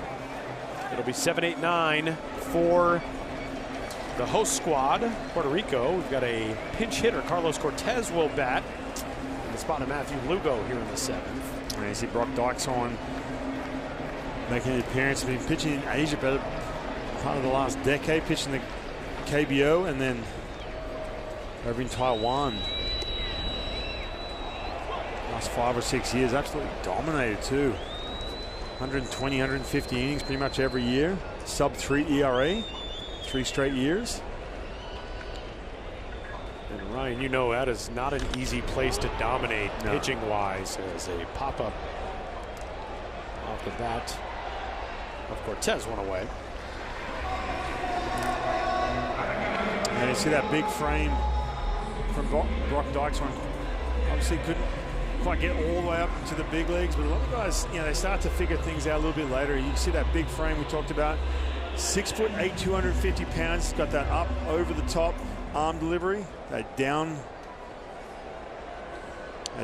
tilt on that ball. It just plays so well. You see that fork ball became game changer, that split with that kind of angle. Another pinch hitter here, as Puerto Rico will bring up Willie Castro, who's been in the leadoff spot last couple of days for this Yadier Molina managed roster.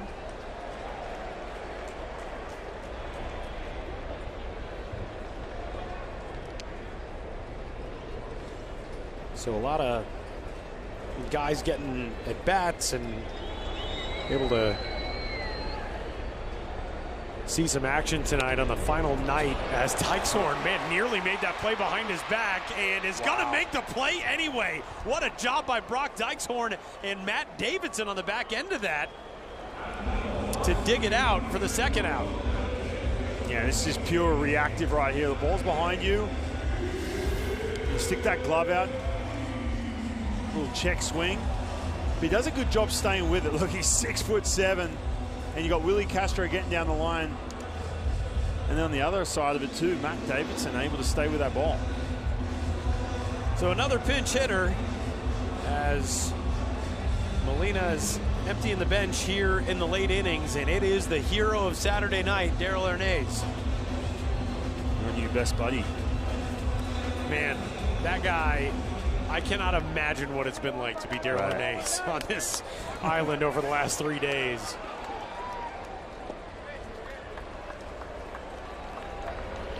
Posted the full at bat of Darell Hernaiz's walk-off home run to Instagram earlier today, and he messaged and said, you know, I hadn't seen the whole at bat yet. This is really cool. It only took 3 pitches. But Hernaiz endeared himself and wrote himself in the proud historic annals of Puerto Rico baseball history as you look back on that Saturday contest. How good was Ariel Jurado out of the gate? Man, again, we haven't given him enough love, man. 5 innings pitched, 4 punch-outs, shutout. And again, you know, we talk about how fun of a night that was for Puerto Rico for this moment right here, this home run. 2 outs, 2 strikes, middle in, crushed. One of my favorite things to do on replays like that is watch the reactions of various fans behind him and when they knew, because he knew immediately, and how stressful of a game that was. The rain delay before the game, the rain delay in the 9th, and then that merciful release for Puerto Rico's fans. Well, I mean, it was a stressful 9 innings, right? It was. That's what you tend to forget too, as you pulled up that little game recap. How tough Panama was the entire game. There were some stressful moments, man. Nothing doing with this Puerto Rican team at all. They finally snuck in that run to tie it up in the 9th inning. Took to the 9th inning, and then we saw this the very next inning in the 10th. You know what was so cool too was to see the almost universal reaction across the baseball internet of people just loving the joy that Darell Hernaiz was able to express in that home run trot. I don't know if you call it a trot, because there were some stops. There was the step back jumper at home plate. Hernaiz pops this one up. But what an amazing moment. He's retired here, and that'll do it for Puerto Rico in the 7th. We will move to the 8th. Canada trying to pad this 1-run advantage. To the top of the 8th inning we go. And a big bat in Canada's lineup leading things off. Although Canada would love to see some more out of that bat. Tyler O'Neill, 1 for 8 so far here in the World Baseball Classic. He has walked 5 times in not even 3 full games, so he's been great at getting on base. But man, I'm sure Ernie Witt would love to see the middle of this lineup come to life. A situation like this, it comes up, no one on, yeah, fair enough. Have that good at bat, create some traffic, everything else. But man, just drive something into the gap or lift something up against that wind in left field. And he does. Lines it out to center, though, and it hangs up long enough for Brian Torres to get there. 1 away. Defensive changes. Eddie Rosario has gone to left field as Matthew Lugo is out of this game. Carlos Cortez stays in. He's in right. Middle infield pairing. Hernandez and Castro, as we have seen over the first 3 nights of this World Baseball Classic for Puerto Rico.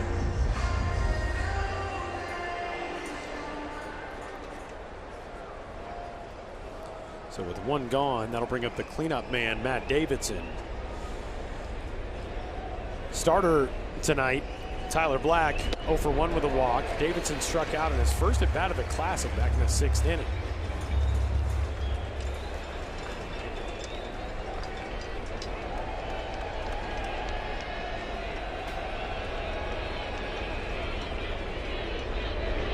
One thing we really haven't seen, Ryan, at all in this Classic so far is just a huge offensive day for many teams. And we've talked a lot about how small this ballpark plays. It's benefited the pitchers. But Canada's 8 runs in the first game of this World Baseball Classic, that was the biggest offensive day as Davidson's gone on strikes here. 2 away. Cuba put up 7 in a win over Colombia. But those 2 performances are the only times that anybody has scored more than 5 in a game. And that only happened once. That was Puerto Rico on night number 1 in a shutout win over Colombia, 5-0. Runs have been at a premium, and they certainly are tonight as well.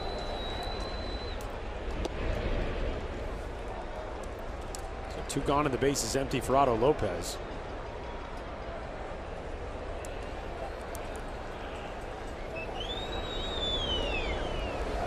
Lopez 0 for 3 tonight, 1 for 9 in the Classic.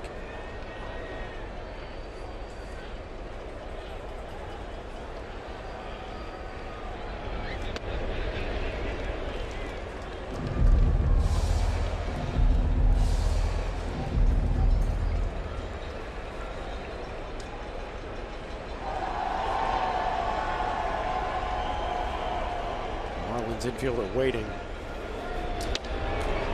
Takes that one for a strike. A little bit up, and Lopez didn't like it.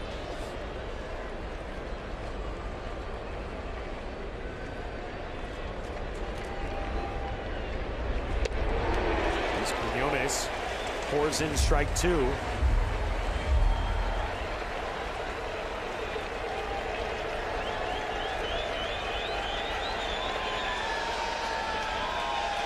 Finish off Lopez and the 8th. 2-2 pitch. Lopez stays alive. There's a tough man to strike out. Really good bat to ball. He makes a ton of contact with 2 strikes. Super aggressive hitter.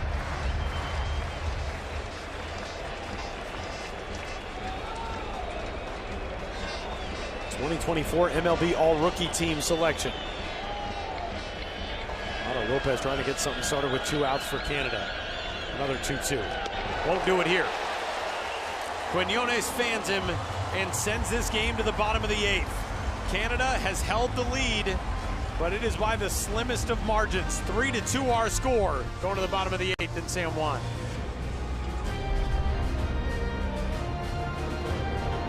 The general manager of the 2026 Puerto Rico squad for the World Baseball Classic, Carlos Beltran. One of the many legends who have been in the house here at Iran Bithorn Stadium for the last 5 days of this 2026 Classic as the leadoff man, Brian Torres, goes to work against Brock Dykeshorn here in the bottom half of the 8th inning. Brian, we have talked about so many good nicknames in the 2026 World Baseball Classic in Pool A. We got another one on the mound right now. Brock Dykeshorn, as you noted, 6 seasons with the Uni-President Lions in one of our favorite places on earth in Taiwan. And his nickname for CPBL fans is the Big Doctor. As this one faced out to left, and Owen Casey gets over there to pull it in. There is a big arm coming for Puerto Rico. One of the guys who is on this board is eligible to join his team next round. This is a huge addition, Ryan, for this pitching staff. Yeah, it really is. And look, you know, we talked about some of the youth with Eduardo Rivera, obviously Elmer Rodriguez as well, but you see Jose Barrios, who's going to be available to pitch the next round. I don't know what that's like when you go from spring training and then all of a sudden you get to round 2, which is even more intense than Pool A in regards to, you know, being an elimination round. But had a rough September too. 6.75 ERA in the month of September, was left off the playoff roster. Now, which did not sit well with him. Had a really good first half too, but the second half there was just that decline. And the Blue Jays went all the way to the World Series, but no Barrios he found. Elliot Ramos trying to break out of his World Baseball Classic slump. We have seen that tonight from Nolan Arenado, who is 3 for 3. Barrios 1 for 12 in the Classic. Nolan 1 for 13 as he's gone on strikes here. And so the doctor. By the way, the Canadian team has some nice. Look at that tilt on that coming straight downwards. You're protecting against that split. The Canadian team, the best, one of my favorite nicknames, it's got to be the Tugboat. We saw that a couple of days ago. Tugboat is the nickname of a guy who has taken minor league baseball by storm over the last several years. And Matt Wilkinson, the Vancouver guy, I mean, yeah, not a whole lot of better nicknames than the Tugboat. The Big Doctor, though, what's cool about that nickname for Brock Dykeshorn, the reason he got that nickname from Taiwanese fans is that's the way that his name sounds when it's pronounced in Taiwan. Brock Dykeshorn, the Big Doctor. But he loves it because growing up, his favorite player was Roy Halladay, whose nickname was Doc. Yeah, that's cool. So it fits him. And on the 0-2, he's going to be the first pitcher of the night to retire Nolan Arenado. And that will bring the bottom of the 8th inning to a close. Canada looking to add to this lead and get some insurance as we head to the 9th. Tomorrow afternoon, we put the finishing touches on Pool A with a winner-take-all game for the second ticket from this group to the quarterfinals, the 2026 World Baseball Classic. 3 o'clock Eastern Time start tomorrow for Canada and Cuba, as Owen Casey and his squad will try to make it along to the quarters for the first time in their national team's history, and Yoan Moncada and Cuba on the other side will try to avoid missing the quarters for the first time in their history. And Tyler, we've talked about Levan Moinello a lot in our pitching stuff. Obviously, piggyback with Yariel Rodriguez on the Canadian side. It's going to be Cal Quantrill. And he struggled last year as a Miami Marlin. He's with the Texas Rangers, and that's going to be, when he gets back to spring training after this, he's competing for a spot in that rotation. So this is a huge start for him personally, and to try and get his Canadian team through the next round. Owen Casey just continues to do the job for Canada. A leadoff double here in the 9th, and an all-important insurance run is in scoring position to get things going on the second pitch of the inning. Now, I tell you what, we talked about this a little bit earlier. Owen Casey's moved up the lineup a little bit because there's been a little bit of a shift in the lineup, giving a couple guys a chance to play. I'm telling you, man, you may have to insert him. I know Ernie Witt doesn't like to start shuffling lineups around like some of these other teams, but man, Owen Casey, the way he's swinging it right now, maybe slide him up the lineup a little bit. First couple days of this World Baseball Classic, he was in the 8-hole. Up to the 6th spot tonight. And he's on in front of Abraham Toro, who will try to add to this lead. Again, this win for Canada really only means something if this team wins again tomorrow, because that's the game that would send them on to the quarters, but it would also, if they can finish off this win, give them the pool title, essentially. They'd be the #1 seed. They'll go in and square off with the #2 seed from Pool B as a fly ball into center, left center. And cutting over there is Torres to make the catch. Ryan, it is now 6-0 Italy in the top of the 6th inning of that game as they lead the United States. Wow.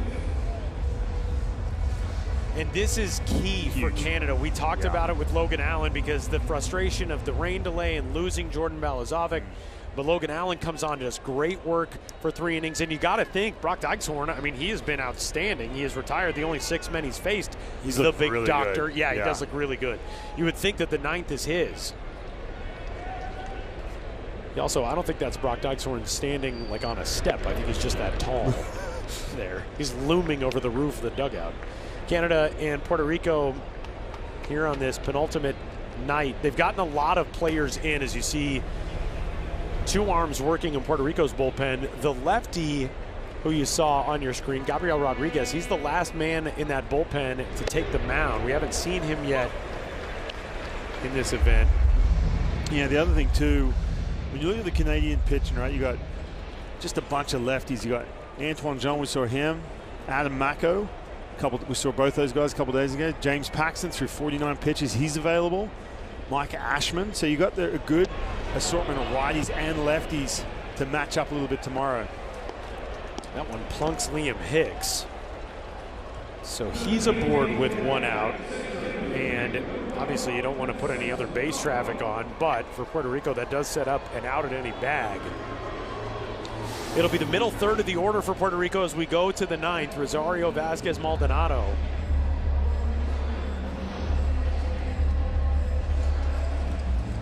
And a big opportunity here for Denzel Clark. He was the one to get things started for Canada in the 3rd. A guy who's played on Canadian national teams as the outfielder, center fielder / right fielder / left fielder. He can do it all in the outfield. Junior national team, U18 Baseball World Cup. Now one of the prized prospects in all of baseball as Yadier Molina is out for the first base dugout, and this looks like it's going to be the end of the line for Ricardo Velez. We'll step aside. The top 2 finishing squads in Pool A and Pool B will cross over and meet in Houston, Texas, coming up on the 13th and 14th. And we have already one team on to the quarterfinals from each side. The United States and Puerto Rico both know that they will be there coming up for the quarters.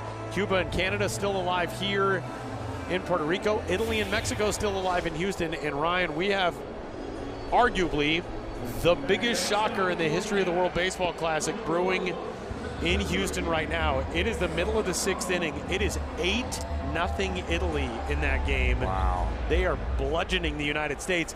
I just said to our producer Chris Bracey in the break, what if Italy mercies the U.S.? I mean, we're getting close to the stage.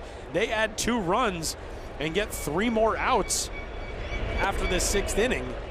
That is a mercy rule situation for a USA baseball team that everybody just expected to roll to the finals against Japan. Yeah, Tyler, we talked about this a little bit earlier. The fact that we didn't have to deal with some of the math in our pool, right? Yeah. We have a situation where Canada, Cuba, all right, who wants it? Just go out and win. Traditional baseball style. If you go win, you're good. You don't have to do any math while you're playing the game. But what about Italy, right? So Italy were in our pool a couple of years ago. It's like, is this team that's going to disrupt any group they're in? They did that in 2023. Ouch. Denzel Clark gets drilled, and thankfully by the sound, I think it was something plastic. And Clark is on after Liam Hicks was hit by a pitch, and that loads the bases. So Angel Reyes, the new arm into the game, follows Ricardo Velez, his last batter, with the same result. And Denzel Clark, yeah, he was not happy. Nah, and look, was this intentional? No, but still that frustration. A little bit of a stare down there. Again, you want these guys, and you, by the way, you can tell right there, Ray's like, hey, my bad. But again, too, we saw Josh Naylor get plunked in the elbow. Denzel Clark, obviously 2026, big years for both of them, of course, but more so for tomorrow, being fresh against Cuba. Big chance here for Canada to break this game open. Edouard Julien was 0 for his first 9 before he singled and scored in the third. He's 0 for 2 since then, a 1 for 4 night. Tapper foul, belonged first. Julian's been a little bit more aggressive these last couple of at-bats too. He's known to have that really good plate discipline. Sees a ton of pitches per at-bat. Small sample size in the big leagues, but you've seen him being a little bit more aggressive here, especially pitches up in the strike zone. No problem with that.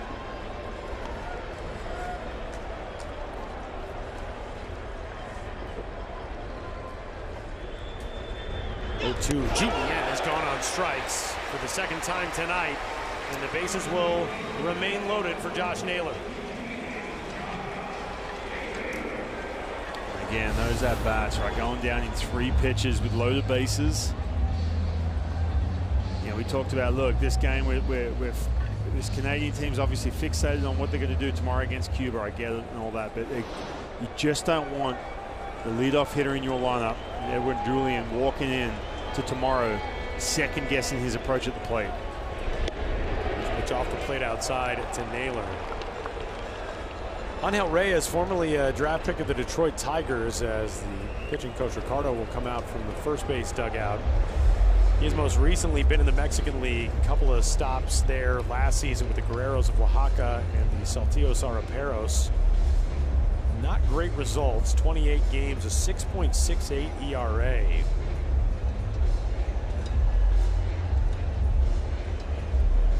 But a guy with a big arm. And this is that hit by pitch we're talking about, off the elbow. No elbow guard here for Josh Naylor. Ooh, and he was in pain too. You know, usually if Josh gets drilled, or he's, you know, talked about carrying that shoulder injury around last September. And he's not one really to vocalize it or show it, but man, he was in pain right there, judging off that reaction. But he's still in this game.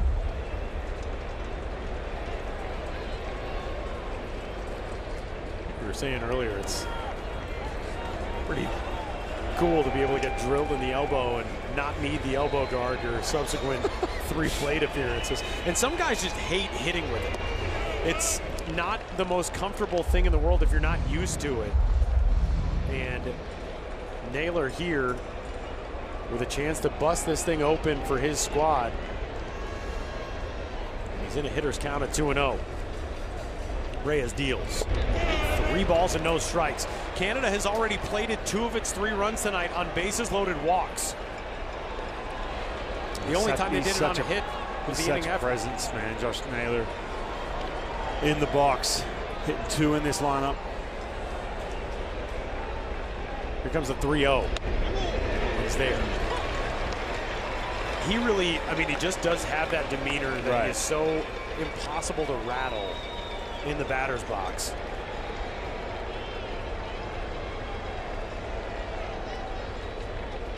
We'll call time here and step out.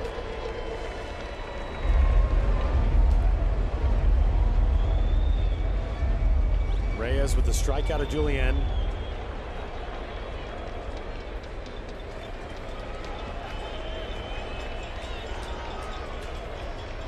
Trying to work his way back on Naylor. 3-1.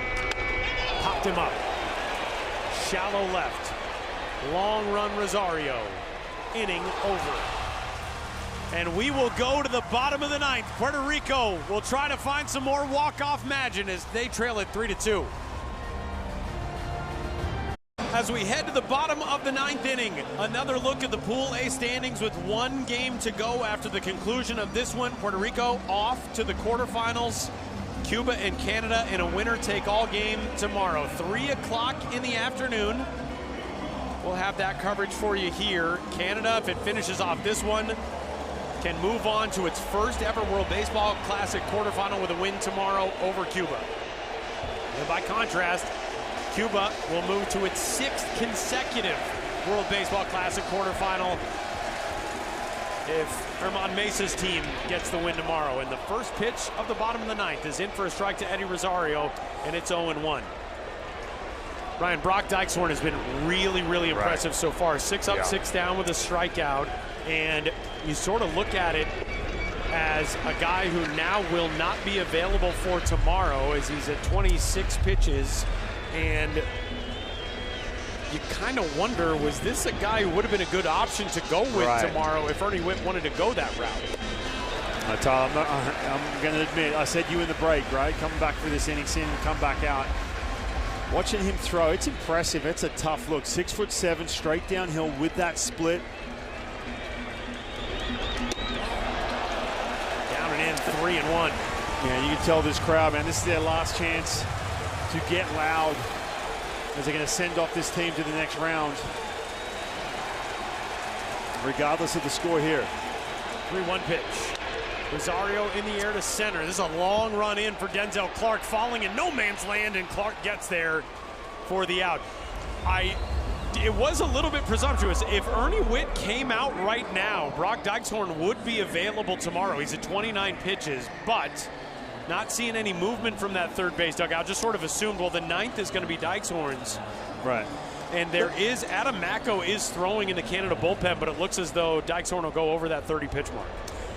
And Tyler, look, we've seen so many international games, and there's something to be said for those guys who are battle-tested, right, who've pitched at different parts of the globe. They've pitched over in Asia, pitched in Korea, pitched in Taiwan in these tournaments before. Yeah, nothing against Cal Quantrill.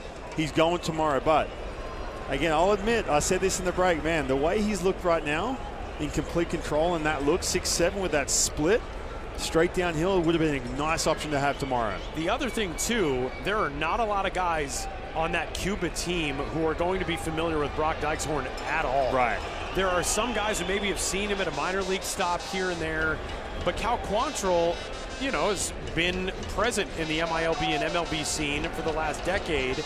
And a lot of those guys on that Cuba team have probably had more of a look at him, whereas Brock Dykeshorn brings in this element of the unknown, and it's all a moot point now as he's over 30 pitches. He will not pitch tomorrow, but he's got the first 2 outs here, and that is now 11 straight retired by Canadian pitching. And just to put a ball on that too, just in regards to Cal Quantrill tomorrow.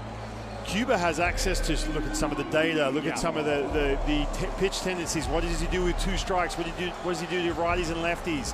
What kind of extension? They have access to all of that. They can watch all kinds of film on him as well. Again, I know we're overdoing it here a little bit, but just watching Brock Dykeshorn, man, it has been impressive. This entire pitching staff tonight for this Canadian team has been really good. But again, Puerto Rico, this home crowd on their feet. One last chance to send off their team into the next round. So good to see their heroes back here since 2013, first time at this stage. And the potential last bat of the night for Puerto Rico is a pinch hitter in Emmanuel Rivera. And a bouncer out to second. And Canada will head for its do-or-die matchup tomorrow afternoon on the strength of a 3-2 win over Puerto Rico.